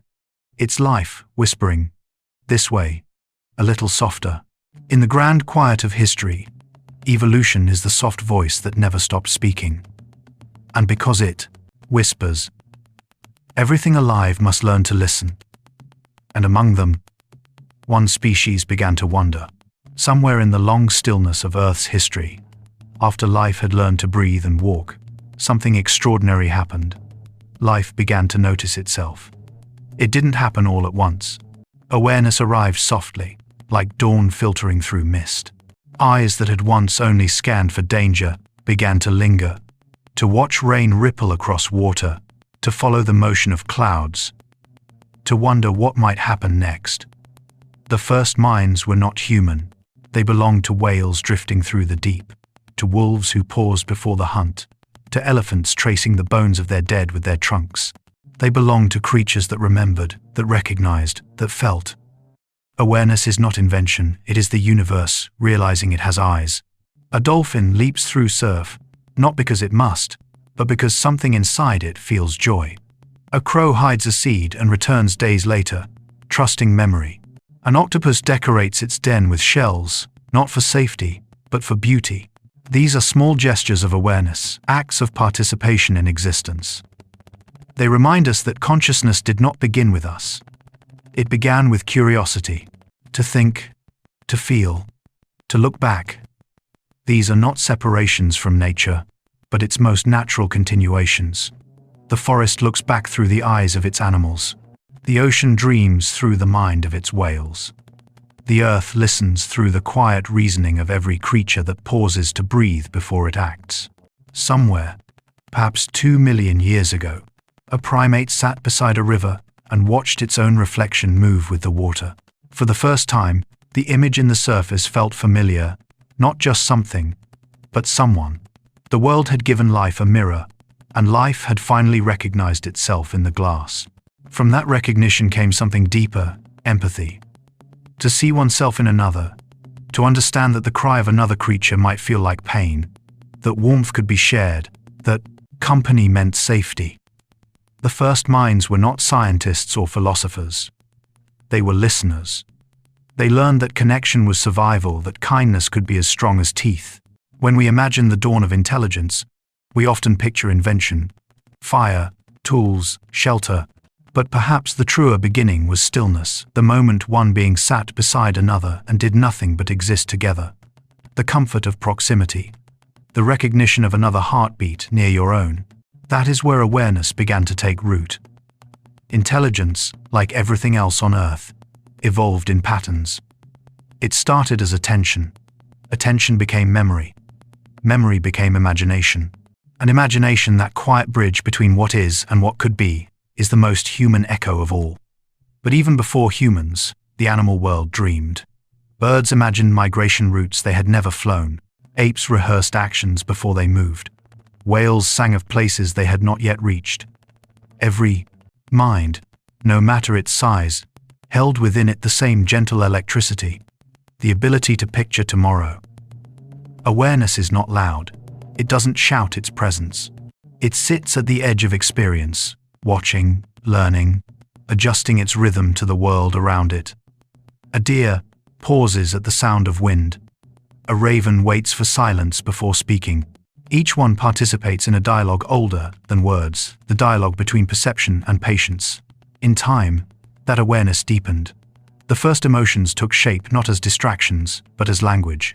Love, fear, curiosity, each one a translation of the body's response to life. Emotion became the voice of instinct refined. The planet, through its creatures, was learning how to feel. Perhaps that is why calm has always been sacred. Because stillness allows awareness to return to its source. Even now, when you close your eyes and listen, the same process happens inside you. 1,000 small instincts quiet themselves until one clear thought rises. That is evolution happening in real time. Consciousness repeating its oldest trick to turn noise into knowing. The first minds that looked back must have seen wonder, but also fragility. They saw that beauty could end, that the animal that drinks today might not return tomorrow. And from that realization came care. To think is to protect, to remember is to mourn. And so, the first emotions of grief and love entered the world as soft prayers for continuity. Awareness carries weight. To know you exist is to understand that you will one day not. Yet even that knowledge can be gentle, a reason to be kind, to save a light, to sit beneath a tree without needing a reason. The first minds didn't search for purpose. They created it through presence. Their existence was meaning enough. Across millions of years, those moments of recognition accumulated, each small awareness building upon the next. And eventually, consciousness became contagious. Awareness led to story. Story led to memory. Memory led to culture. And through it all, the same quiet impulse guided every mind. To look back at the world and whisper, "I see you." The earth had given rise to a new kind of mirror, one that could not only reflect, but wonder. Through every eye that has ever opened, through every thought that has ever been born, the planet continues its long act of looking back at itself. And somewhere, thought learned to name itself. When humanity appeared, it did not arrive with thunder. No trumpet of creation, no divine fanfare, just footprints pressed into cooling earth. Our ancestors walked softly at first, their shadows stretching long across the grasslands. They didn't yet know the power of their hands, or the weight of their thoughts. They were simply another rhythm in the planet's ongoing song, another verse in the earth's long whisper of becoming. They gathered around fire not for worship, but for warmth. They watched the sparks rise into the dark, and felt, perhaps for the first time, the quiet comfort of light that did not burn. It must have felt like holding a piece of the sun, and yet they treated it gently. That is how humanity began. Not with invention, but with care. Each night, as wind crossed the plains, they looked upward and saw the stars. The same stars you see now. They did not name them at first. They only stared, feeling something deep and wordless. The awareness that the sky was watching back. This was the first philosophy, to wonder without needing an answer. The earliest humans did not rush toward civilization. They lingered in awe. They listened to rivers before they crossed them. They observed the patterns of birds, the growth of roots through soil. Every lesson came through patience.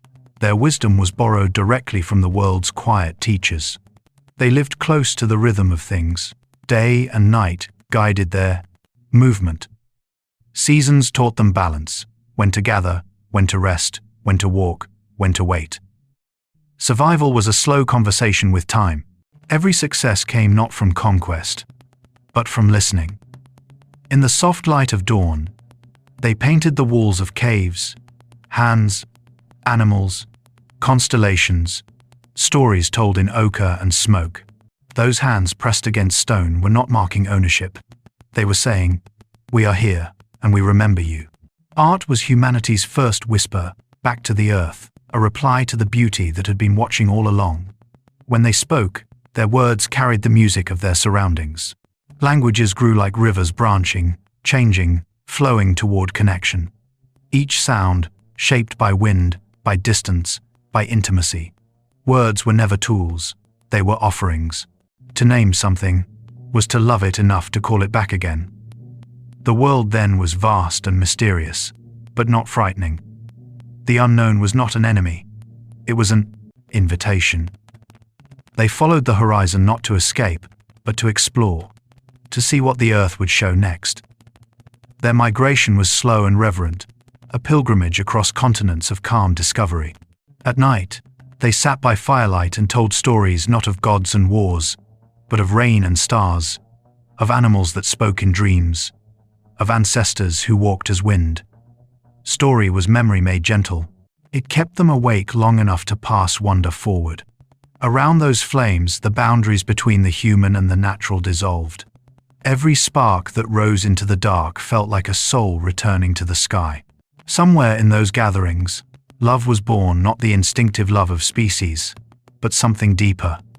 The love that sees the self in another's eyes. Empathy became the new form of awareness. To feel the pain of another, to offer warmth, to share food, to protect the young of another, these were quiet revolutions. Evolution had produced thought. Thought had produced kindness. Over time, hands grew more skillful, voices more precise. They shaped stone into tools, not for destruction, but for making, for carving, weaving, and nurturing.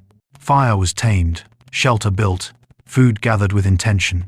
But even then, humanity's rhythm stayed slow. Progress was never loud, it was whispered through generations. The world responded to this new softness. Animals followed humans with curiosity. Wolves approached the fire, and over countless nights of patience and trust, became companions. Grain began to grow where seeds were dropped. The earth, it seemed, had accepted its newest listener. Our ancestors didn't think of themselves as separate from nature. They were woven into it. Rain meant renewal. Fire meant transformation. Wind meant change. The same forces that moved the seas moved through their hearts. They were still earth, only walking upright. Even their fears were reverent. Thunder was not punishment, but voice. The sun was not worshipped as a god, but honored as warmth made visible. Everything had meaning, and meaning made everything bearable.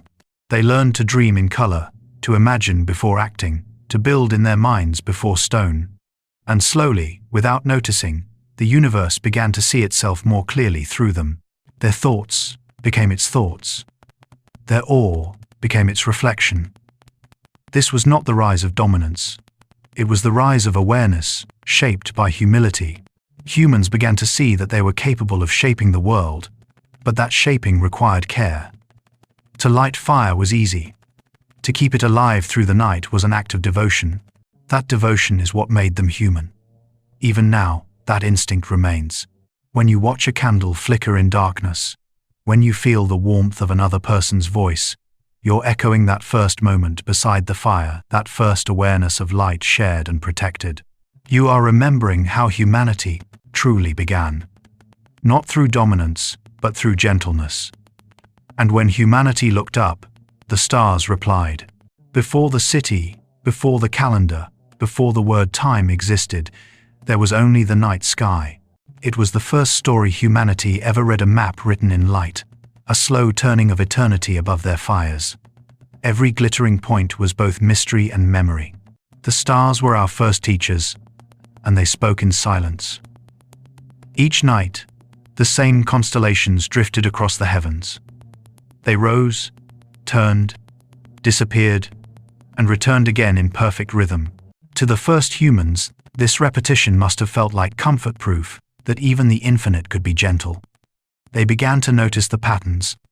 A bright one always led the morning, another followed the dusk. They saw that some stars wandered while others stayed still. They didn't know the words for planet or orbit. They only knew trust. The sky moved like a heartbeat they could not see but could always feel. They followed those lights as guides across deserts, over oceans, through centuries of darkness and dawn.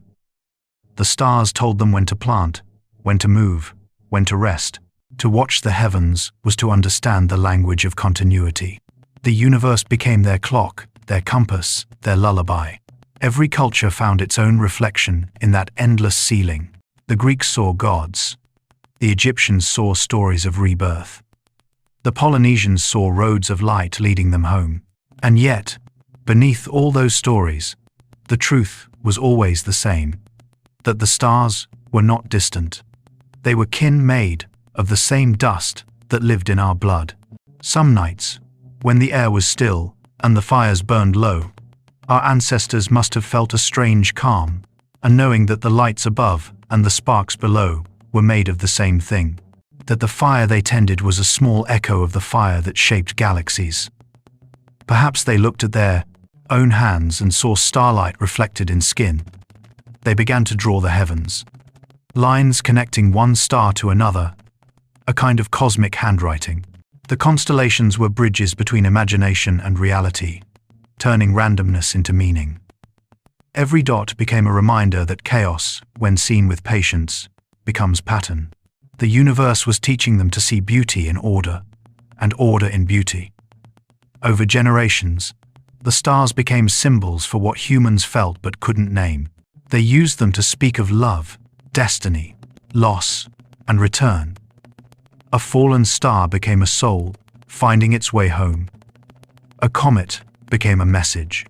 The Milky Way, a river of light, was seen as the path back to eternity. Even then, humanity was learning to turn observation into poetry. The night sky wasn't just above them, it lived within them. Their sleep followed its cycles. Their dreams were woven from its rhythm. And perhaps that's why we still find peace in starlight today. When we look upward, something ancient in us relaxes, as if the body remembers what it was before language, before noise, before separation. Look up long enough, and you'll begin to feel time expand. The light that reaches your eyes tonight left its source before humans even existed. When you see a star, you're looking into the past, a glow that began before we learned to speak, to love, to dream. The sky is the planet's memory, visible and infinite. For the early skywatchers, this understanding wasn't frightening, it was sacred. They didn't feel small beneath the stars, they felt connected. Each point of light was a reminder that they belonged to something vast, but not indifferent. The cosmos wasn't cold, it was calm. Its silence wasn't absence, it was invitation. When humans began to measure time, they did it with the sky. The moon's phases became their first calendar. The rising of Orion marked the seasons. The sun's return, each morning, became a promise. To track the heavens was to learn faith, to trust in cycles beyond their control. That trust shaped civilization itself. Even in the most ancient temples, the architecture aligned with the stars. Stone circles greeted solstices. Pyramids pointed precisely toward constellations. It was as if humanity was reaching upward, not to escape Earth, but to acknowledge its reflection above. Every stone, every shadow, was a way of saying, "We see you." And the stars, in their quiet way, seemed to answer. Meteor showers streaked like celestial brushstrokes. Auroras shimmered like the breath of unseen gods. Each display reminded them that the universe was alive, and that beauty, not necessity, was its language. Over centuries, that same wonder endured. Even as empires rose and fell, people continued to look up, to ask, to imagine, to dream. The stars became humanity's oldest mirror, reflecting not what we are, but what we hope to become. Tonight, the same sky still watches. It has seen every birth, every prayer, every quiet moment of awe since time began. And though we now understand more that stars are suns, that galaxies are endless, the feeling remains unchanged. Knowledge has not replaced wonder, it has deepened it. When you step outside and lift your eyes, you are joining a lineage older than memory, a chain of gazes stretching back through every ancestor who ever paused to wonder what those lights meant. You are continuing the same act of recognition that began beside a fire when the first mind looked up and whispered, "How beautiful." And beneath that infinite sky, the earth began to dream of stories. Fire was not the first light on earth, but it was the first that listened back. It flickered with attention, responding to every breath of wind, every movement nearby. To sit before it was to feel seen, its warmth reaching outward like a quiet understanding. When our ancestors gathered around flame, they weren't only surviving the dark, they were meeting something familiar. For the first time since leaving the ocean, light was close enough to touch. It moved, breathed, and changed like them. In its dance, they recognized themselves. At first, it was purely practical, a way to keep the cold away, to cook, to guard against the night's unknowns. But fire had a second nature. It spoke in rhythm. Its crackle, its sway, its golden pulse became a kind of language, not of words, but of presence. The earliest fires burned in circles of stone. People sat together, their faces glowing, their eyes reflecting both light and thought. Around that circle, the world must have felt smaller, contained, safe, understandable. Beyond the light lay mystery, but within it lay belonging. Each flame was a fragment of the sun, tamed and brought to earth. And as humans learned to carry it, to protect it through rain and wind, they were doing more than preserving warmth. They were preserving meaning. Fire became the first symbol of continuity, proof that what fades can be rekindled. At night, when the stars shone coldly above, the fire answered them below, tiny suns scattered across the continents. Each one flickered in rhythm with its watchers, each one connecting heaven and earth through color, through motion, through time. Around the fire, memory was born. Stories began not from ink or stone, but from voices rising above the crackle of embers. A parent retold a journey, a hunter described a storm, a child asked why thunder had a voice. The flame listened, and so did everyone else. It was the first classroom, the first theater, the first archive. The smoke that drifted upward carried those words into the night, a visible reminder that thought could rise, that imagination could leave the body and live elsewhere.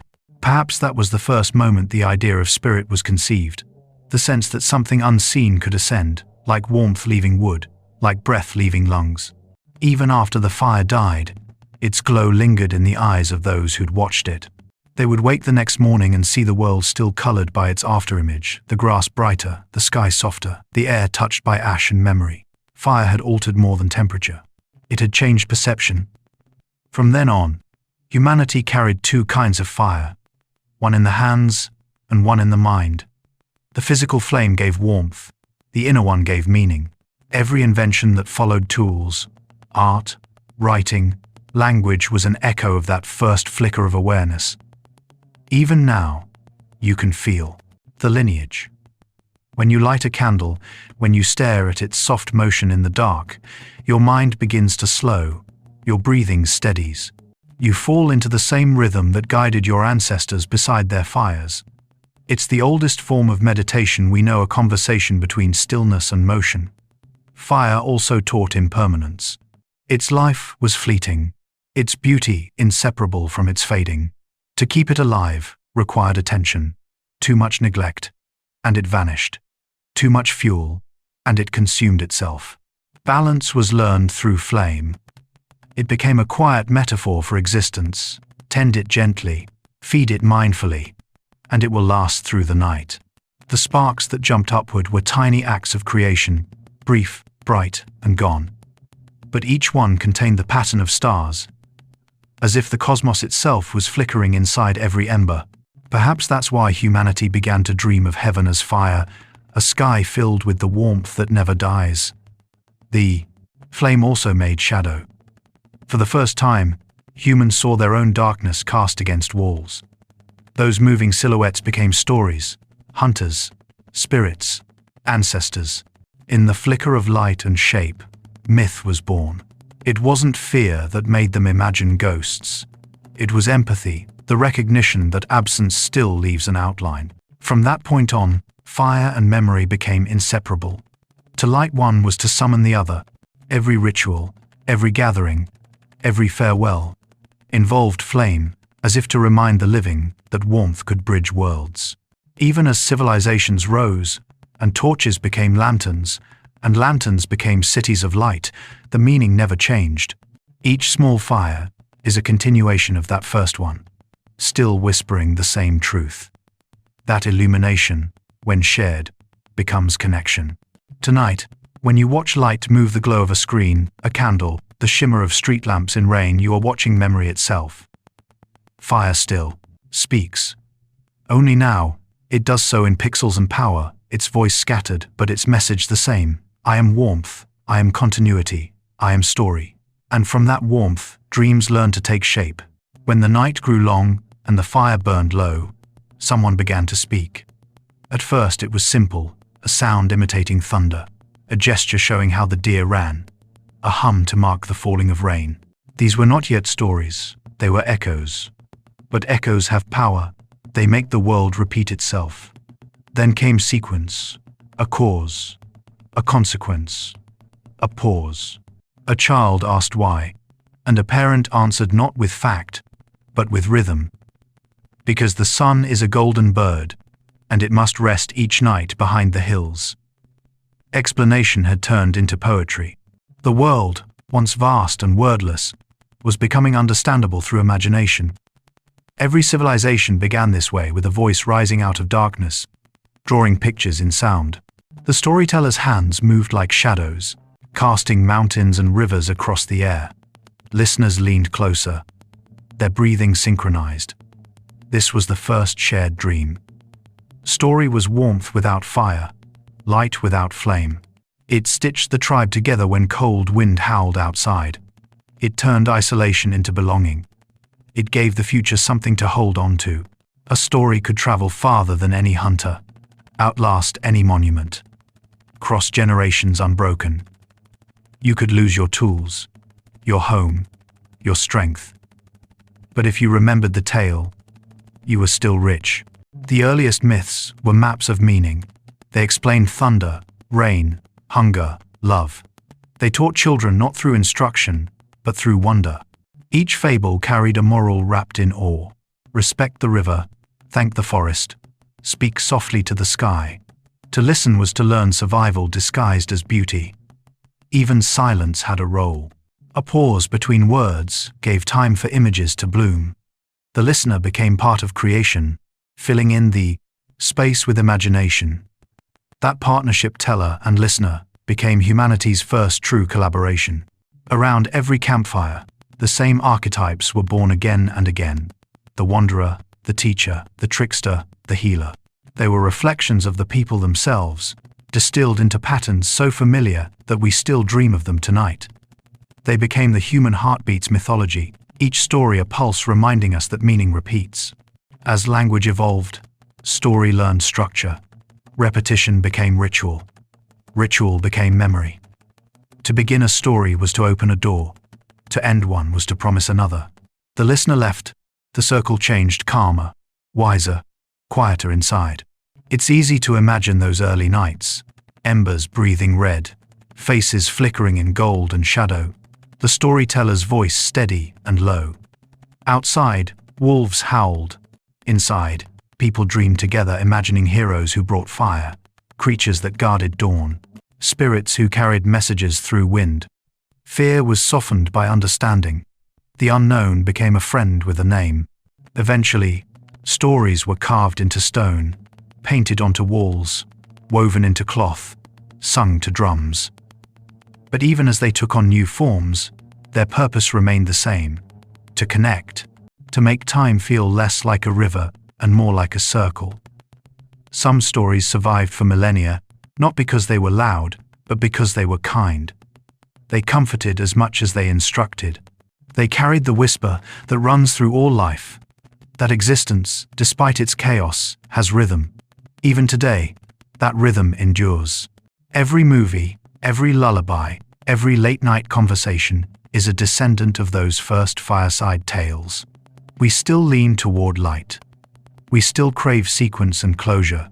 We still listen to find ourselves. And the oldest stories are the gentlest ones, the ones that teach without warning, that end not with triumph, but with understanding. They remind us that peace is a kind of wisdom, that the universe itself might be a story told very, very slowly. Somewhere in the dark, the last ember fades. The storyteller's voice falls quiet. But the story does not end. It drifts upward with the smoke, joining every other tale told beneath the same stars. Because stories, like fire, do not die. They change form. And from those stories, memory became civilization. From firelight to starlight, humanity's voice grew louder, not with shouting, but with harmony. Villages became towns. Towns became cities. And cities began to hum with the rhythm of lives intertwined. Every hammer strike, every footstep, every song drifting through market air was part of the same ancient pulse, the continuation of the heartbeat that began by the fire. Civilization did not begin with wars. It began with listening. People gathered where the land was kind, where rivers spoke softly, where earth offered grain and shelter. They learned to build not just homes, but permanence. Stone replaced story, but even stone remembered the song of hands that placed it. In these new centers of life, memory became architecture. Temples rose to honor the unseen. Markets shimmered with voices, each trade a conversation between need and trust. And through it all, humans carried an invisible inheritance, the knowledge that connection itself was sacred. The echo of civilization began in sound. Drums imitated the thunder. Flutes mimicked the wind. Strings copied the murmur of rivers. Every song was a way of saying, "We belong to this world." And when people danced, their feet remembered the first rains, their bodies moved like fields of grass swaying in time. Writing appeared not to replace story, but to preserve its quiet edges. Symbols on clay, lines in stone, marks that said, "We were here." And once memory had form, time itself seemed to slow. The ephemeral became lasting. Ideas could outlive their thinkers. For the first time, the world could reread itself. Civilization was not progress, it was pattern. It grew in the same way forests do, root by root, voice by voice. Each generation added another layer of meaning. Each structure rose upon the foundation of silence that came before.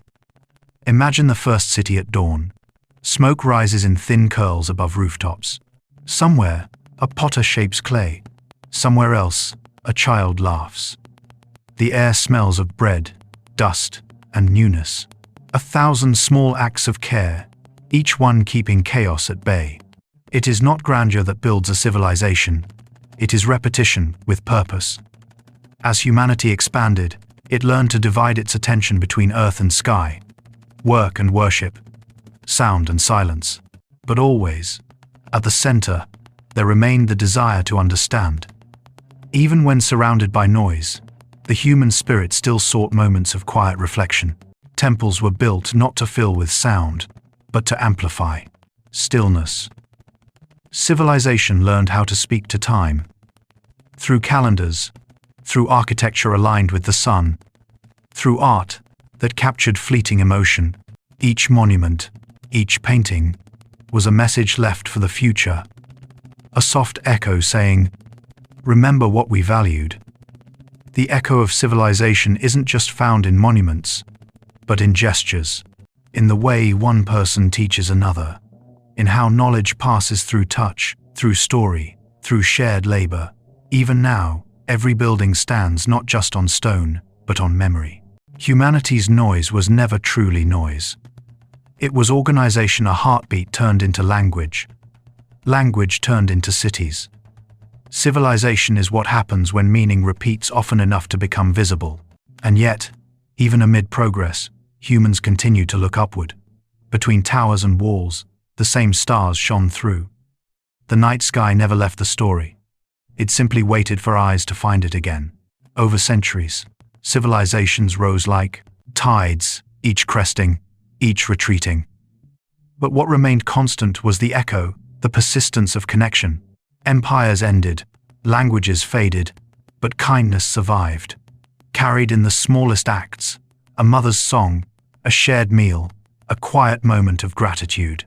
Because civilization's true strength was never its size, but its sensitivity. Its ability to remember softly. To pass along not just invention, but gentleness. If you listen closely, in any old place, a temple ruin, an abandoned street, a field once filled with life, you can still hear it. Not the clang of tools or the roar of crowds, but the hum beneath. The faint vibration of purpose. The memory of people who cared enough to leave something behind.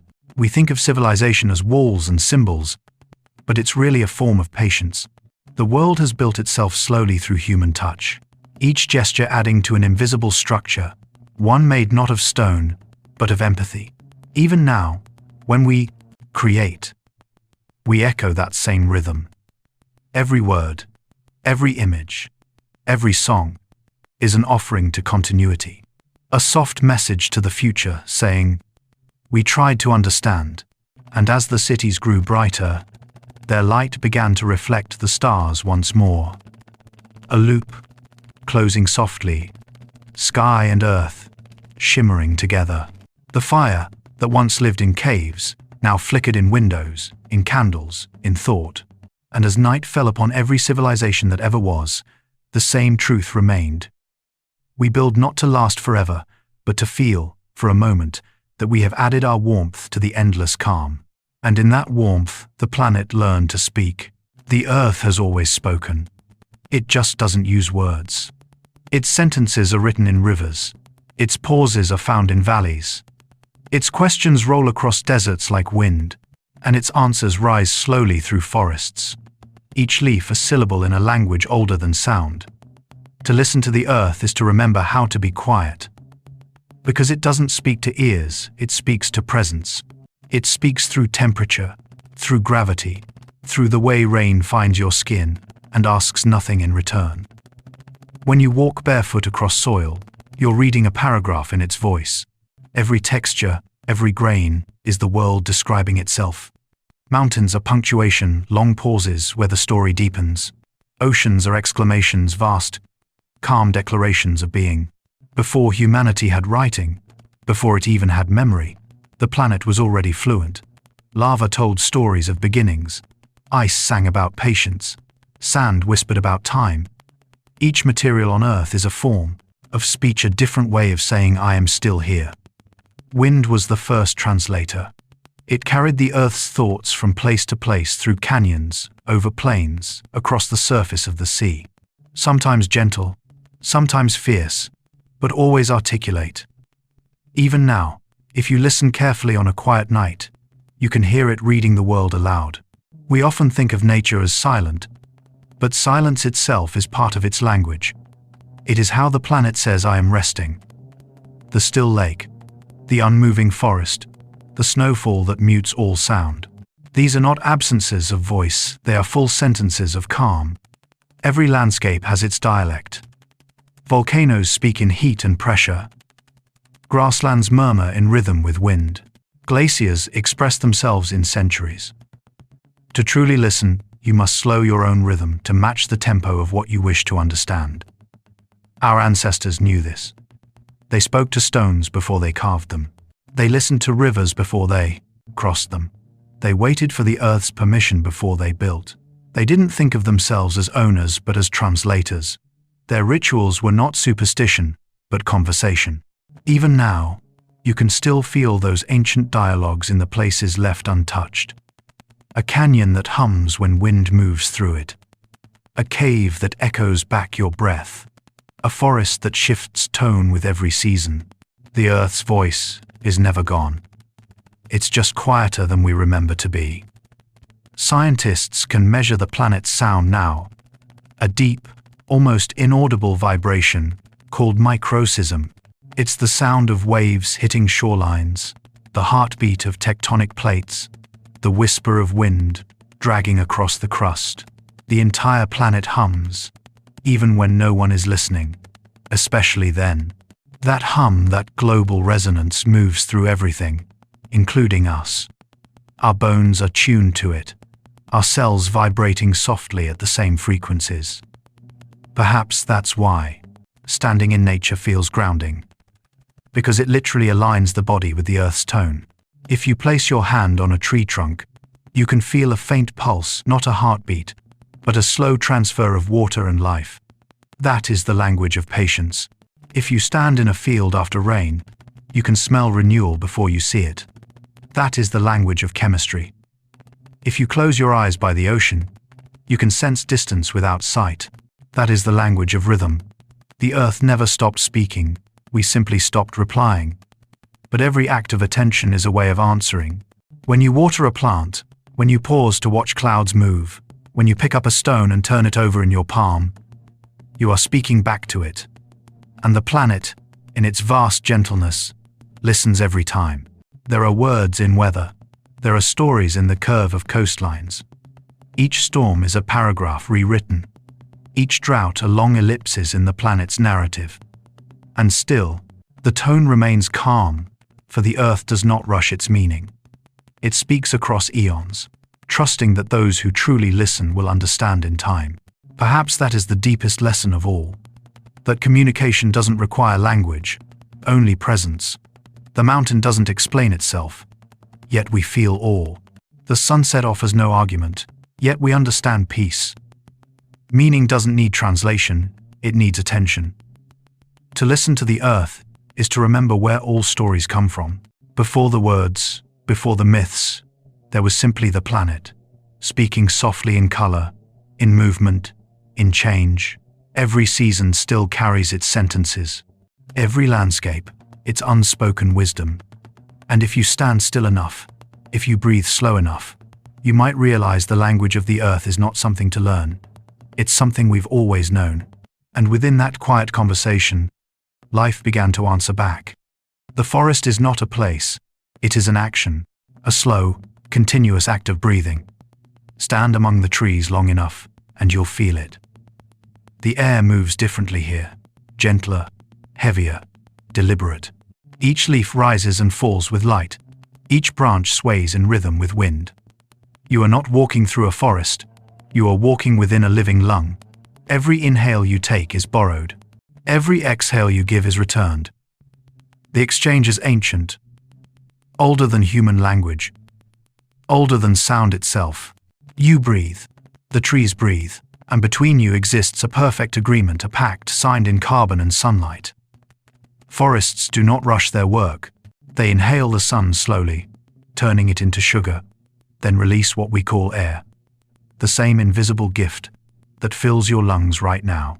Every second of calm, every quiet breath you take, is a forest somewhere doing its work. Walk deeper, and the world begins to hush itself. The sound of footsteps softens into moss. Birdsong replaces thought. Sunlight becomes liquid, dripping through leaves like melted gold. This is what the Earth sounds like when it exhales. Beneath the soil, an unseen network stretches endlessly, roots intertwined with roots, threaded together by mycelium. A forest is not a collection of trees. It is a single organism, spread wide across miles, whispering in the dark. Through that network, trees speak. They send warnings when danger comes, share nutrients with the young, mourn the fallen by redistributing what remains. Science calls it the wood wide web, but to the planet, it is simply communication. Where we use voices, the forest uses chemistry.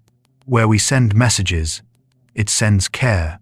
If you kneel and touch the soil, You can feel faint warmth not from the sun, but from the living pulse beneath. A slow, microbial heartbeat.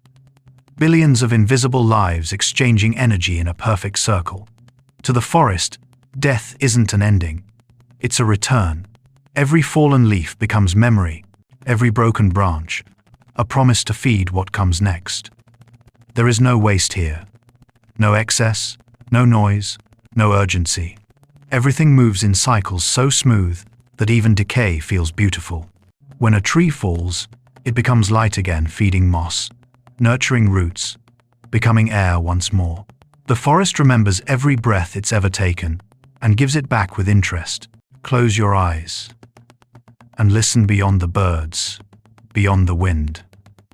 There's a deeper sound here, a low, continuous hum. It's the vibration of water climbing trunks, the hush of leaves turning light into life, the faint rustle of growth so patient that human time can barely perceive it. The forest doesn't stop moving. It simply moves in ways too gentle to notice. Perhaps that's why we find peace here. Because everything in the forest exists without hurry. Every process trusts itself completely. The air is richer, the sounds balanced, the light never harsh. It is the opposite of chaos, a reminder that balance isn't achieved through control, but through rhythm. When rain falls through the canopy, each drop is slowed, softened, split into hundreds of smaller kisses on leaf and bark. The forest catches water as if it were blessing, spreading it evenly, ensuring no part goes without. This is generosity written in motion. Every living thing here gives without measure. Even the animals seem tuned to that rhythm. Deer move like drifting thoughts. Birds weave through light as if tracing invisible music. Insects hum in key with the wind. Everything belongs. Everything contributes. Nothing needs to explain itself. If you've ever walked alone through trees at dusk, you know the feeling, that soft ache of recognition. It's not loneliness. It's memory. Something deep in your cells remembers this air, this filtered gold, this calm. You were made from it. Your ancestors slept in its shade, breathed its breath, learned its silence. The forest teaches by example. It says, grow toward the light, but stay rooted. It says, bend, don't break. It says, give what you can. And when it's time, return to the soil. Its wisdom is not moral, it's physical. To live well is simply to participate. Even when fire comes, when flame sweeps through the canopy and turns green to gold to ash, the forest does not despair. It waits. Ash feeds seed. Seed remembers flame. The next generation rises, different but familiar. Regrowth is just another breath. At night, the forest exhales into stars. Mist rises from leaves, turning air into silver. Owls call softly across the distance, each note a reminder that calm is alive. In that dim light, you can almost see the forest breathing a slow pulse, a constant prayer. You are part of that breath. Your lungs are leaves turned inward. Your body carries their memory. You inhale what they create, and they in turn drink what you release. It's the quietest collaboration in existence, the reason life continues. The forest doesn't need to speak to be understood. Its message is already inside us, to live slowly, to give quietly, to breathe with the world, not against it. And when morning comes, and the first light filters through branches, it feels less like dawn and more like awakening. Because when the forest breathes, the planet dreams. Water is the oldest traveler on Earth. It has never stopped moving. From the moment the first clouds formed and rain touched stone, every drop has been part of a story without end. The water in your veins once fell as rain on ancient forests. It might have drifted as mist across an ocean, or rested for centuries in the heart of a glacier.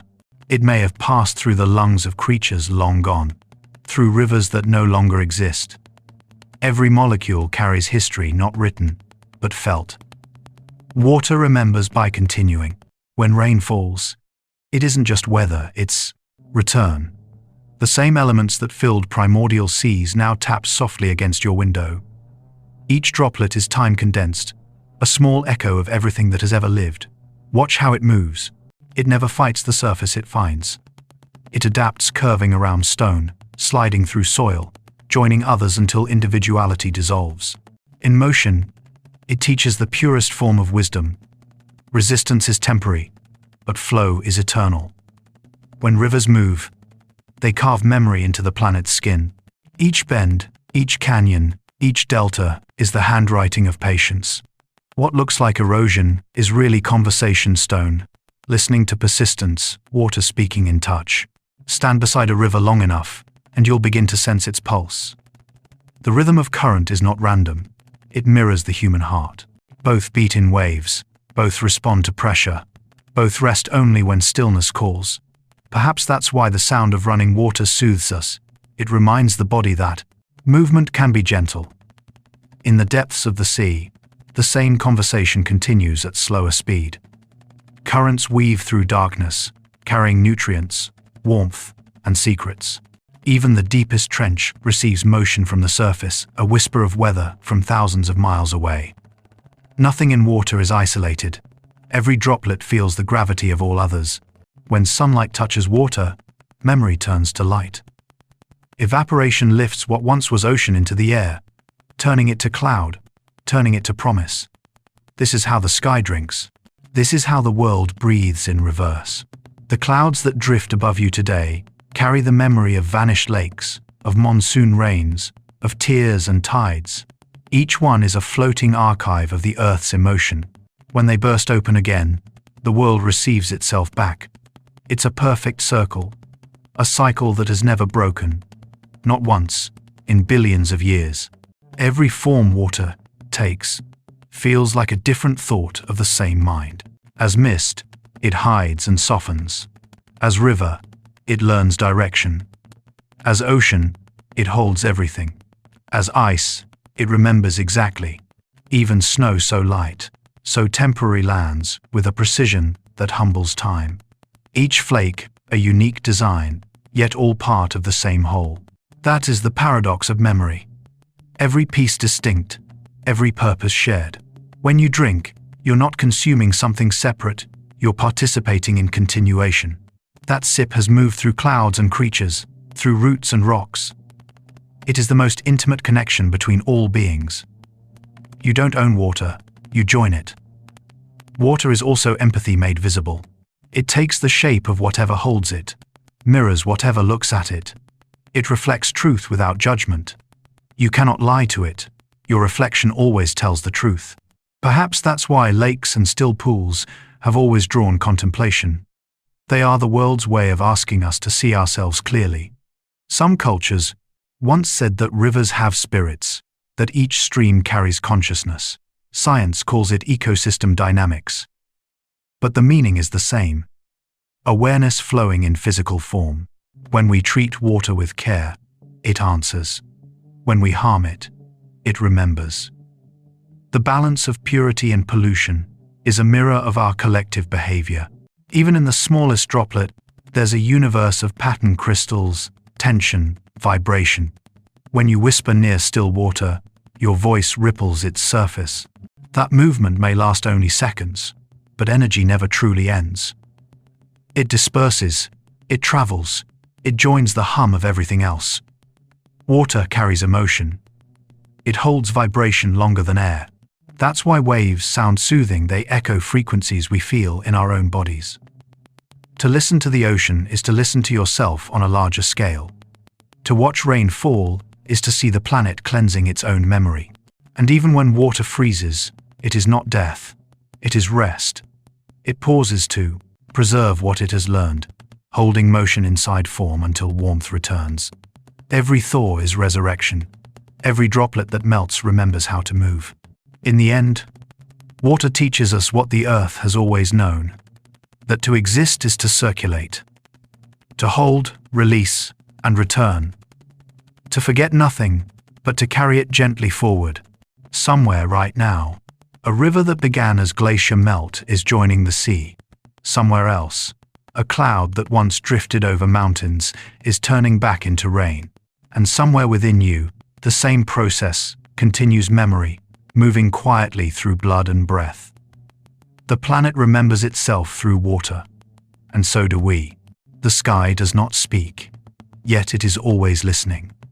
Every whisper, every sigh, every breath released by the earth rises into its vastness, becoming part of an unseen conversation.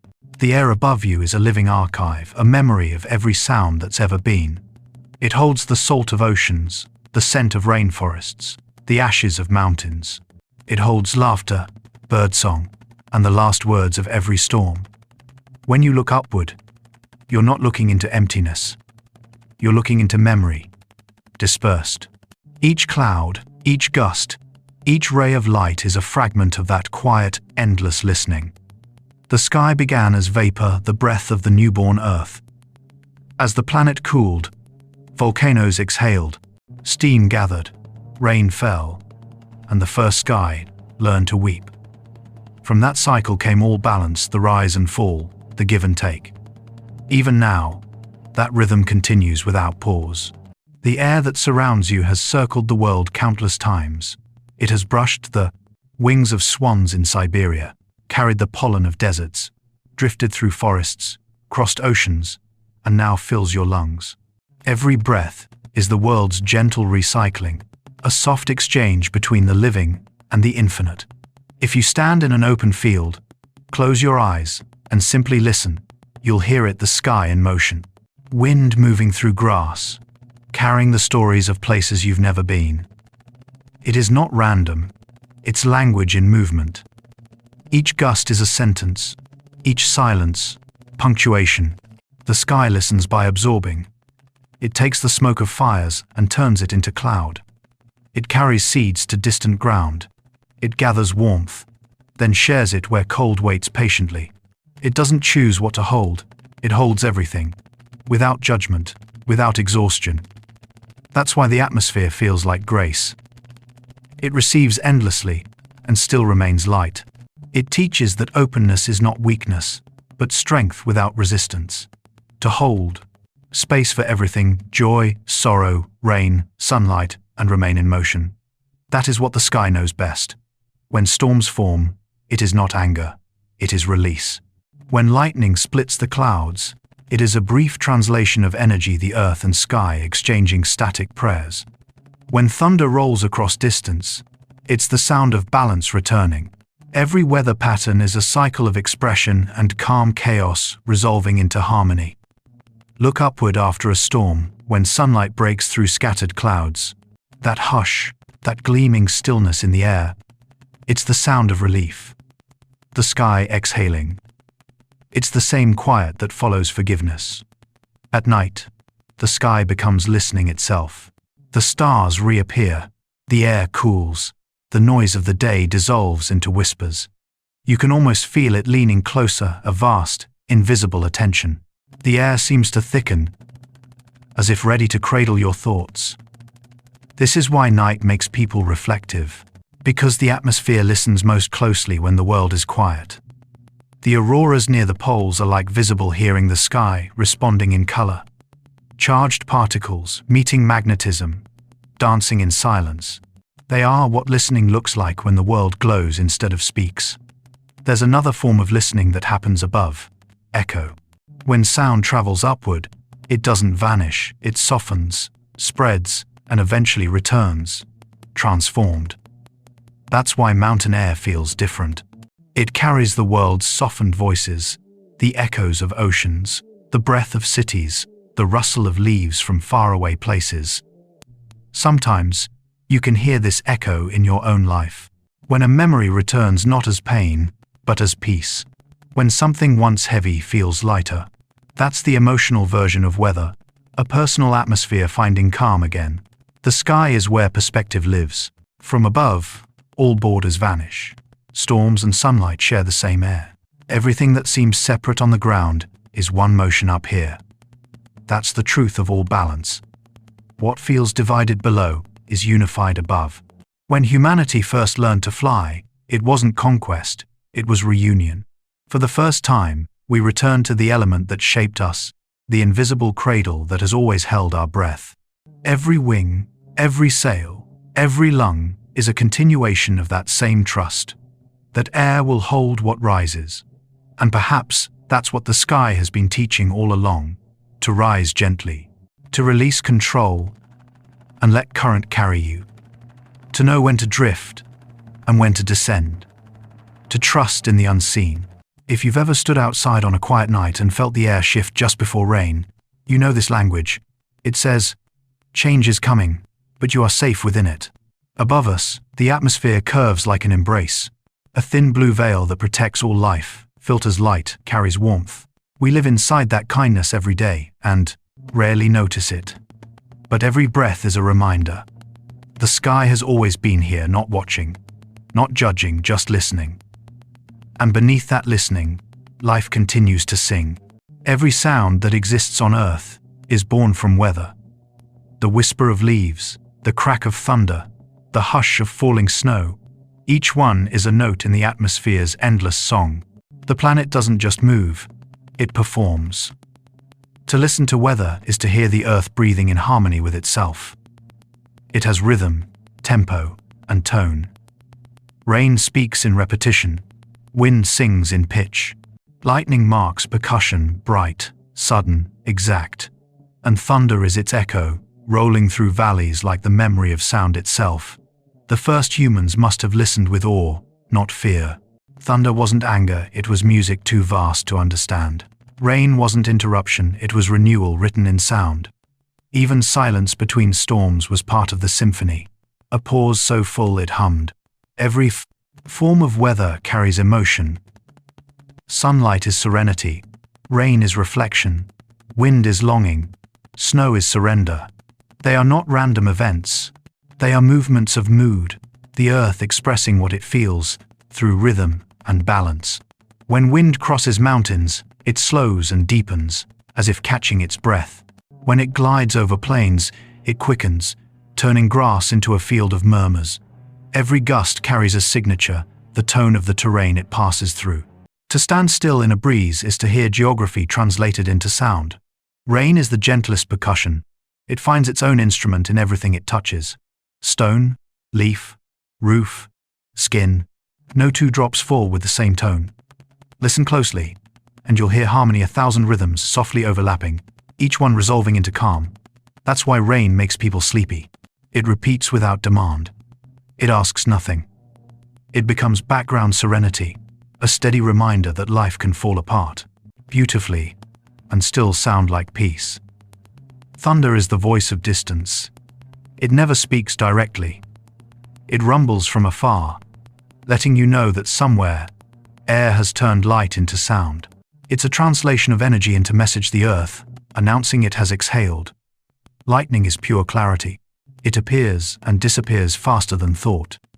Yet for that instant, it reveals everything: mountain, tree, and sky made visible at once. It is the closest the world comes to saying now. Snow is the opposite of thunder. It silences instead of speaks. It turns the world into soft rhythm, every footstep a muted note, every breath visible, every sound cushioned in white. Silence, here, isn't absence. It's precision. Snowfall is nature's way of tuning the earth to quiet. And then there's mist, a whisper between rain and air.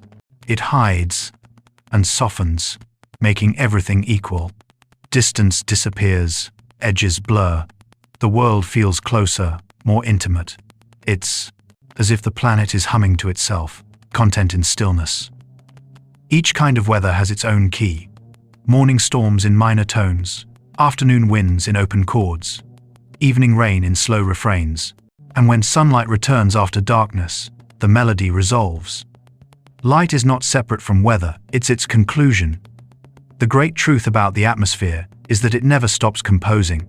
Even calm air holds vibration. You can hear it in the rustle of wings, in the sway of branches, in the long sigh of horizon.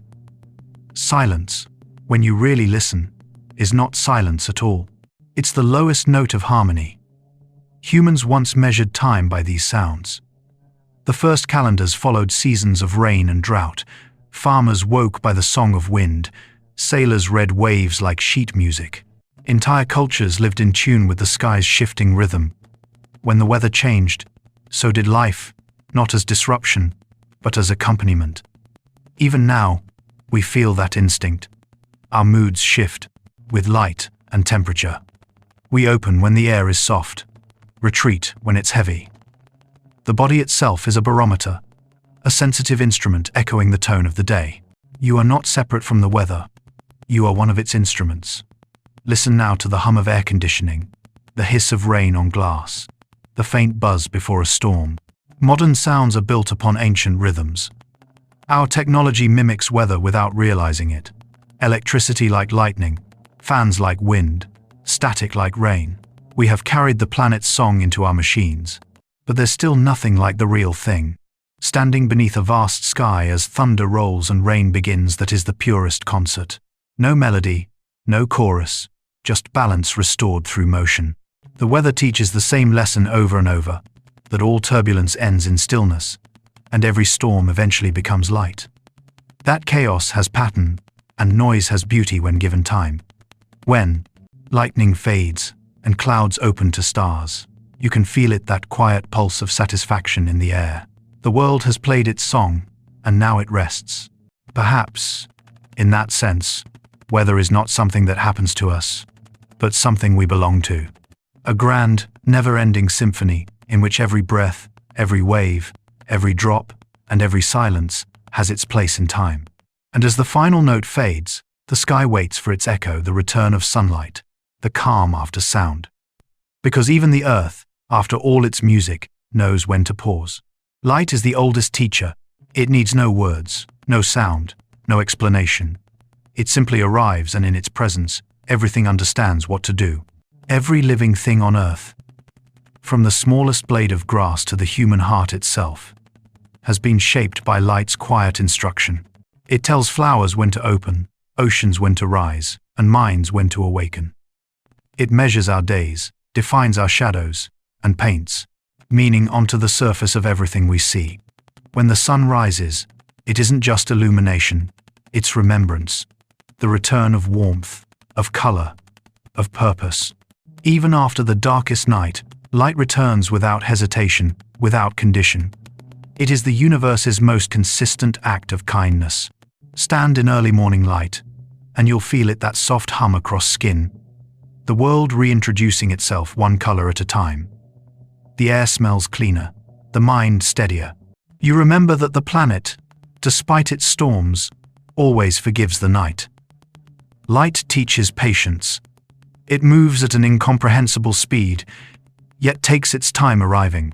The glow from distant stars travels millions of years to touch your eyes for just a moment. Every starlight shimmer you see tonight is ancient, a message from the past, still finding you now. In that sense, light is not just illumination. It's memory in motion. When it passes through air, light bends. When it touches water, it scatters. When it meets a leaf, it becomes nourishment. No matter where it goes, it adapts, turning itself into whatever the world needs most. That is its wisdom, to transform, never to resist. Even darkness relies on it. The shapes we see at night, the faint reflections, the glimmer of eyes in the distance, all of it exists because light refuses to disappear completely. It always leaves a trace, a reminder, a memory. In the deep ocean, where sunlight cannot reach, life creates its own light. Bioluminescence creatures glowing softly in endless blue. They carry stars within their bodies, tiny galaxies drifting through water.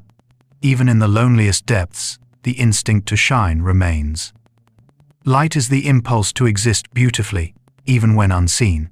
Every culture that has ever lived has honored light. Candles in temples, fires in festivals, lanterns for remembrance. Across ages and continents, the symbolism remains constant. Light as hope, light as spirit, light as continuation. It is the most universal language we know. When humans first learned to harness it to build torches, lamps, flames that could be carried, they weren't just making technology. They were learning companionship. To bring light with you is to bring safety, clarity, and comfort into darkness. Even now, when you light a candle, the act feels sacred.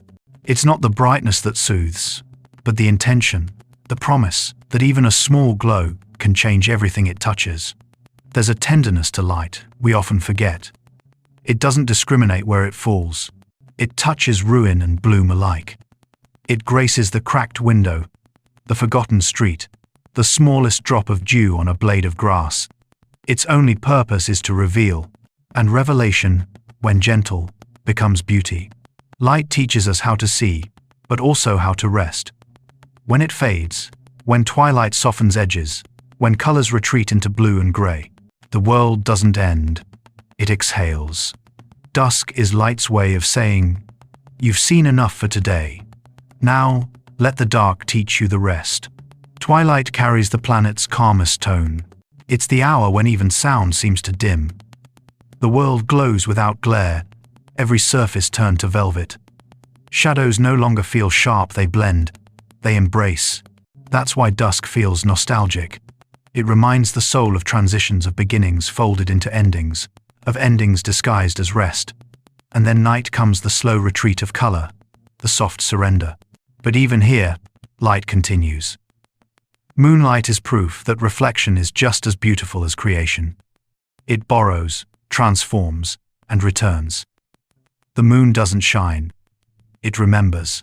It's the world's quietest act of gratitude. Light is also language, not just what we see, but what we feel.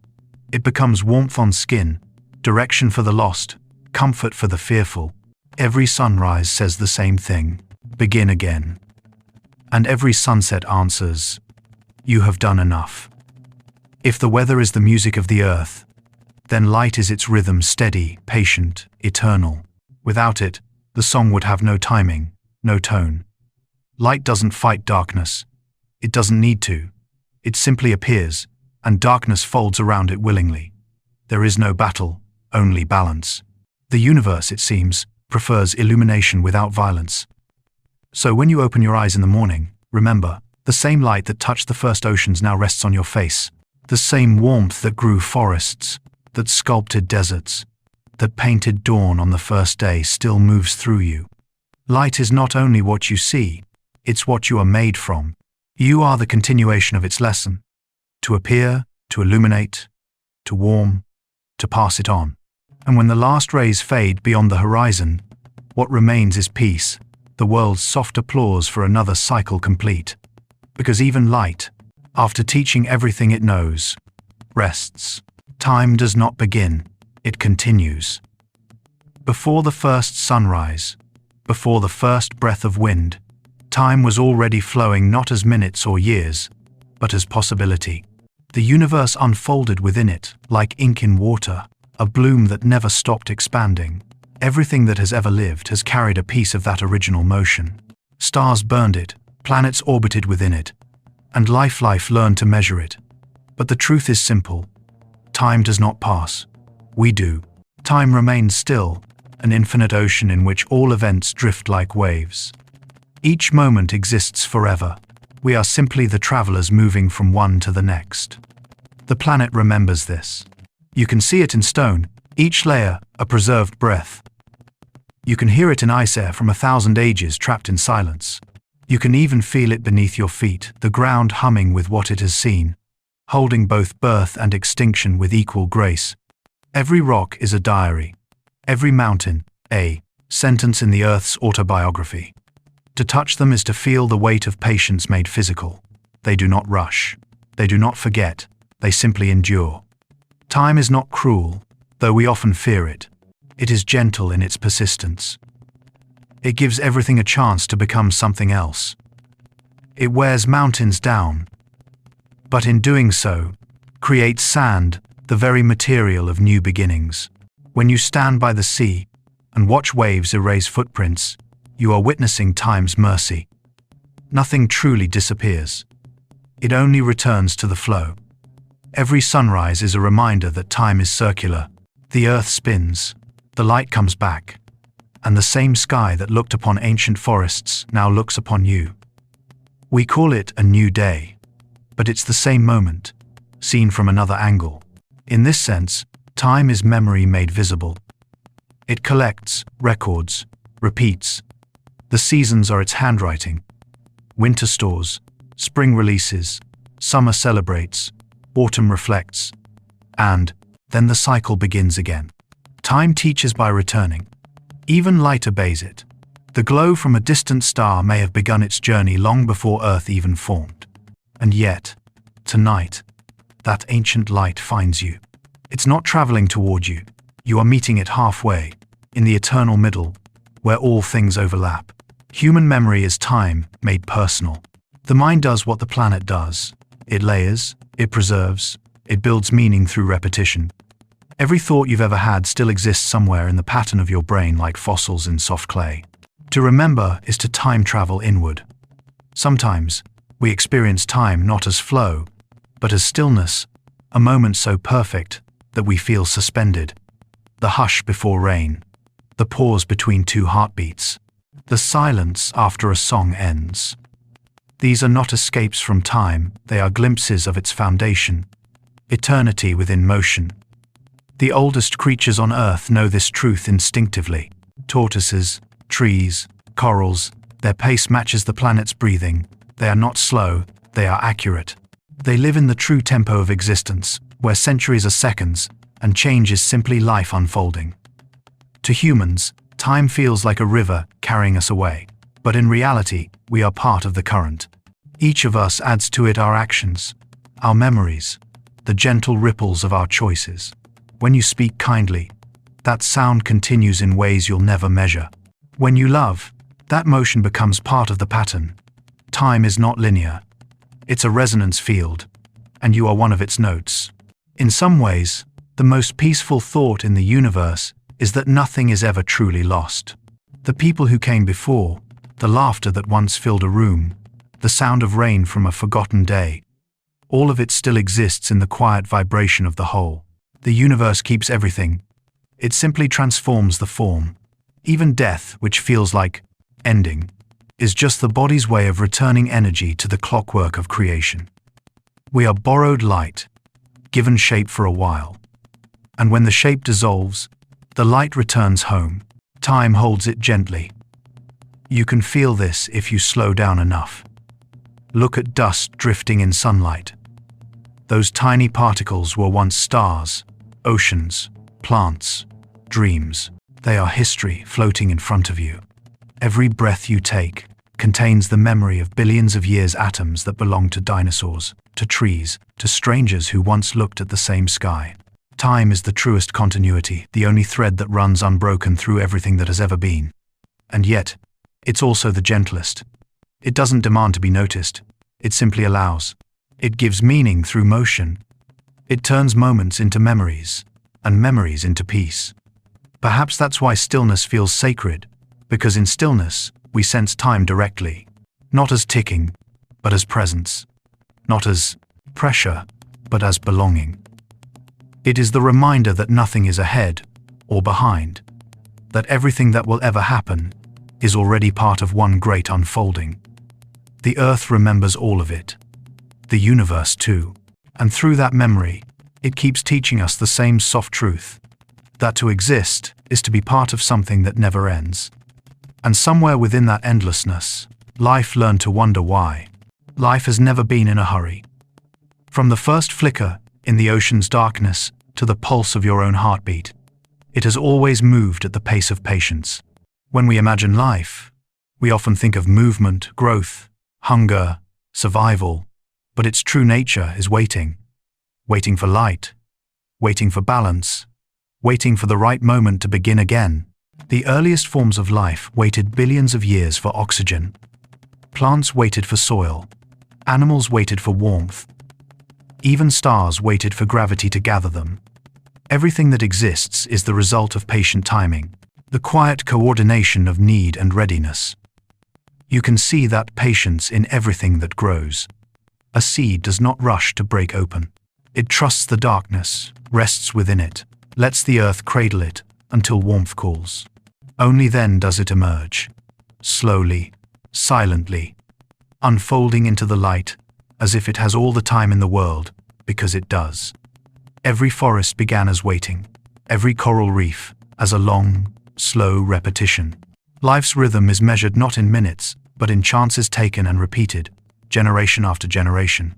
Even failure serves a purpose to refine, to learn, to make the next attempt gentler, wiser, stronger. Patience is not stillness. It's motion so constant and subtle that we mistake it for calm. Cells dividing, oceans circulating, mountains weathering, all of it happening quietly, beyond urgency. The earth does not chase its own progress, it allows it.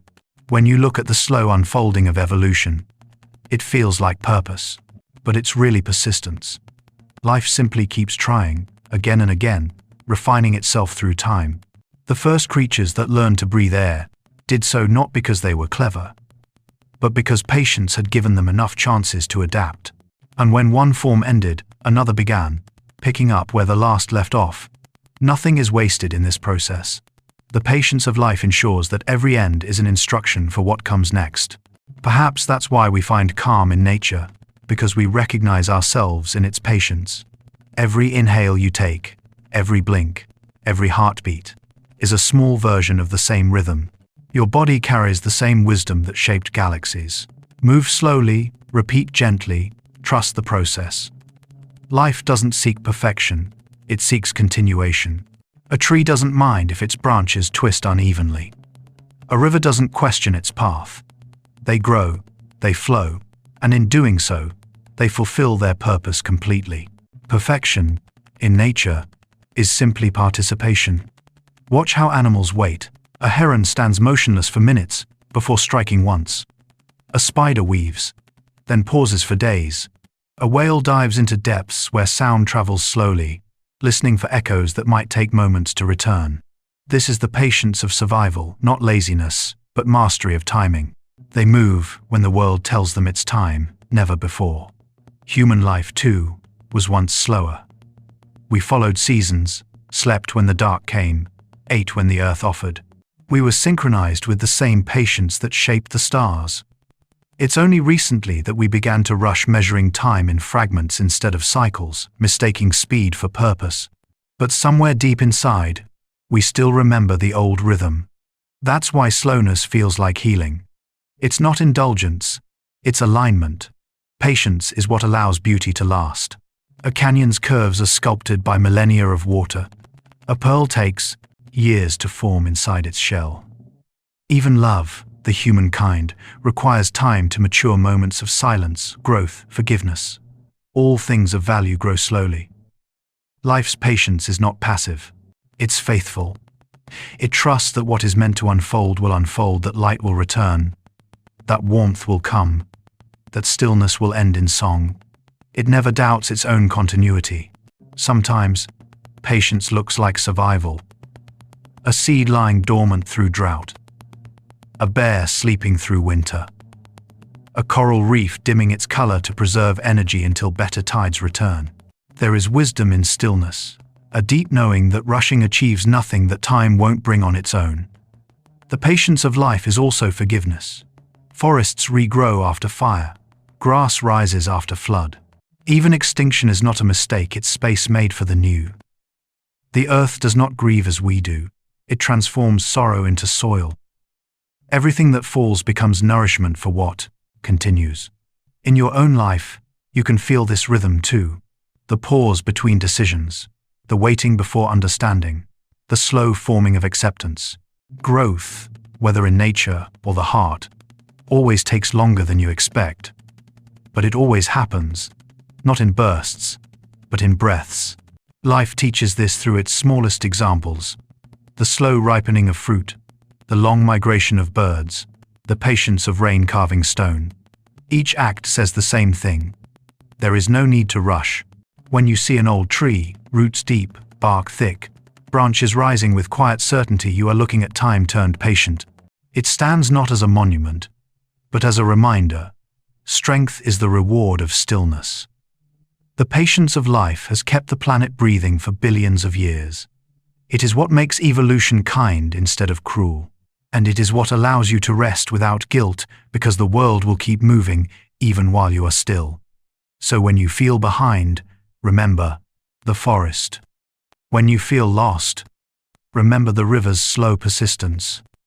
And when you doubt that you're growing, remember that every living thing you've ever loved once began in waiting. Life is not a race to completion. It's a rhythm of renewal. And patience is its purest form of intelligence. Because everything, every tree, every ocean, every breath, knows the same secret. The world always finds its way forward. All it needs is time. The future is not ahead of us. It is already here, folded softly inside every living thing. A seed dreams of the tree it will become. The ocean dreams of the clouds it will send. Even the smallest atom vibrates with the pattern of what comes next. The future is not built, it is remembered, unfolding from within what already exists. When you look at the night sky, you're seeing ancient light still traveling forward. Those stars may have burned out long ago, yet their radiance continues proof that what was can still illuminate what will be. That's the nature of the future. It glows with memory. The earth, too, dreams. You can feel it in the rhythm of renewal, forests reclaiming what was lost, rivers carving new paths after floods, flowers blooming through cracks in forgotten stone. It's not rebellion, it's persistence. Life's quiet promise that continuation is its favorite form of art. The future is not a destination, it's a pattern. The same cycle that turned dust into stars and stars into oceans is still at work, refining, repeating, reshaping. Creation has never stopped happening. It's simply slowed to a meditative pace. Every generation inherits a fragment of this dream. We are not the authors of tomorrow. We are its translators. Our thoughts, our care, our kindness are threads woven into time's next tapestry. Every act of love is a prophecy. Every moment of curiosity is a spark from the next sun. If you've ever looked at a child and felt time pause, you've seen it, the continuation of wonder, the soft reboot of the world's imagination. They are living futures, born not from plans, but from the Earth's ongoing wish to experience itself again. The future is patient, but not passive. It listens to the present and rearranges itself around what it hears. When we act with compassion, the pattern of what's coming changes.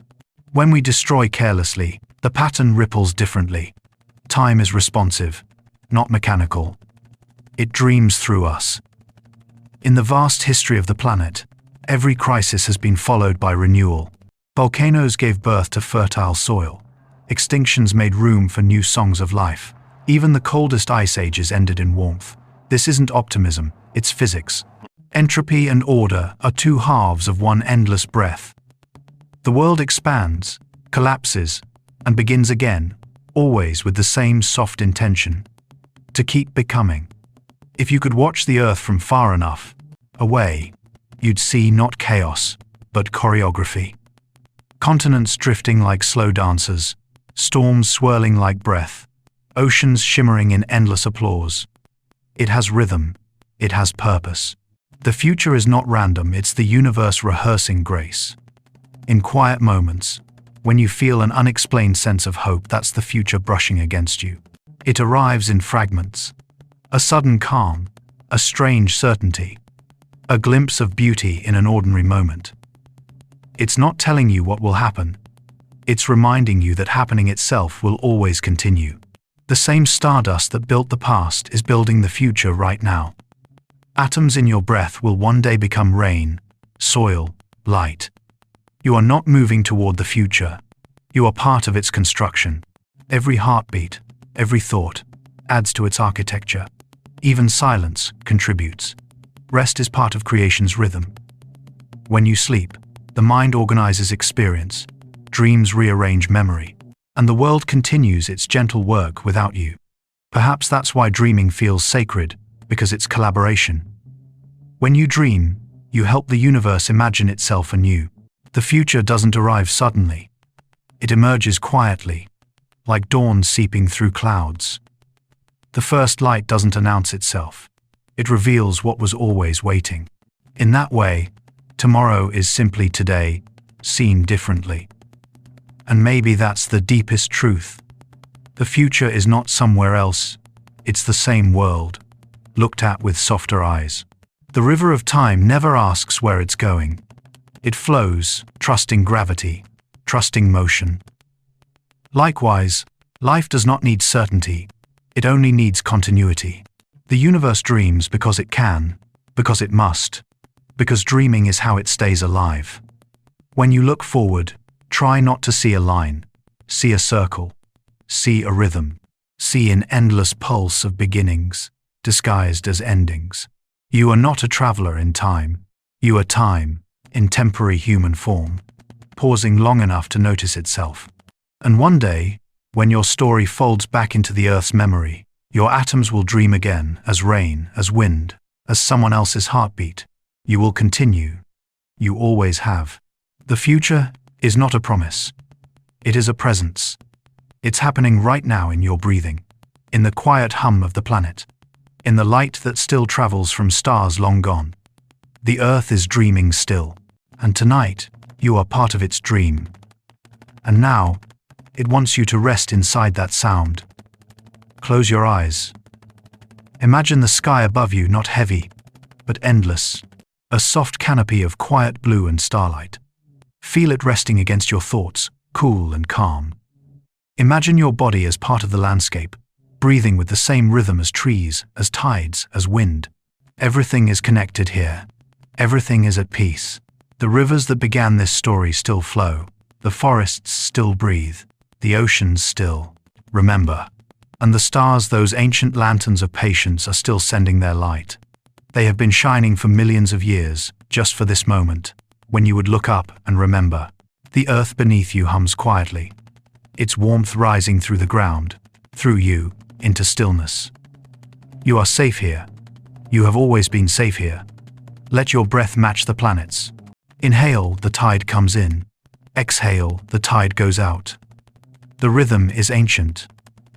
You don't have to control it. You just follow. You just drift. Somewhere, a night breeze carries the scent of rain. Somewhere, waves collapse into foam and return again. Somewhere, a seed splits open in darkness and begins to grow. And somewhere, a star you'll never see flickers one last time, sending its light into eternity light, that may one day reach someone else's eyes and make them feel less alone. This is how the universe comforts itself, by continuing, by dreaming forward, by keeping calm. And now, it asks nothing of you except to join it. Let your thoughts scatter like sand in water. Let your breath become quieter than sound. The more you release, the more the world holds you. The more you soften, the more you belong. You are home, in every direction, in every sense of the word. Home in breath, home in gravity, home in the pulse that has no beginning and no end. The sky listens, the earth remembers, and the future dreams quietly, gently, endlessly. Tonight, you are part of that dream. You are the calm the planet creates when it rests. So sleep now, not to escape the world, but to rejoin it. Sleep as the forests do, softly exchanging breath with the air. Sleep as the ocean does, moving only enough to keep rhythm. Sleep as the stars do, radiant in silence. And as your eyes close, know this: you are safe, you are timeless, and you are loved by the world that made you. Because the story never ends, it only grows quieter. And now, it's your turn to dream. Welcome back to the calm side of existence. Welcome home. Good night.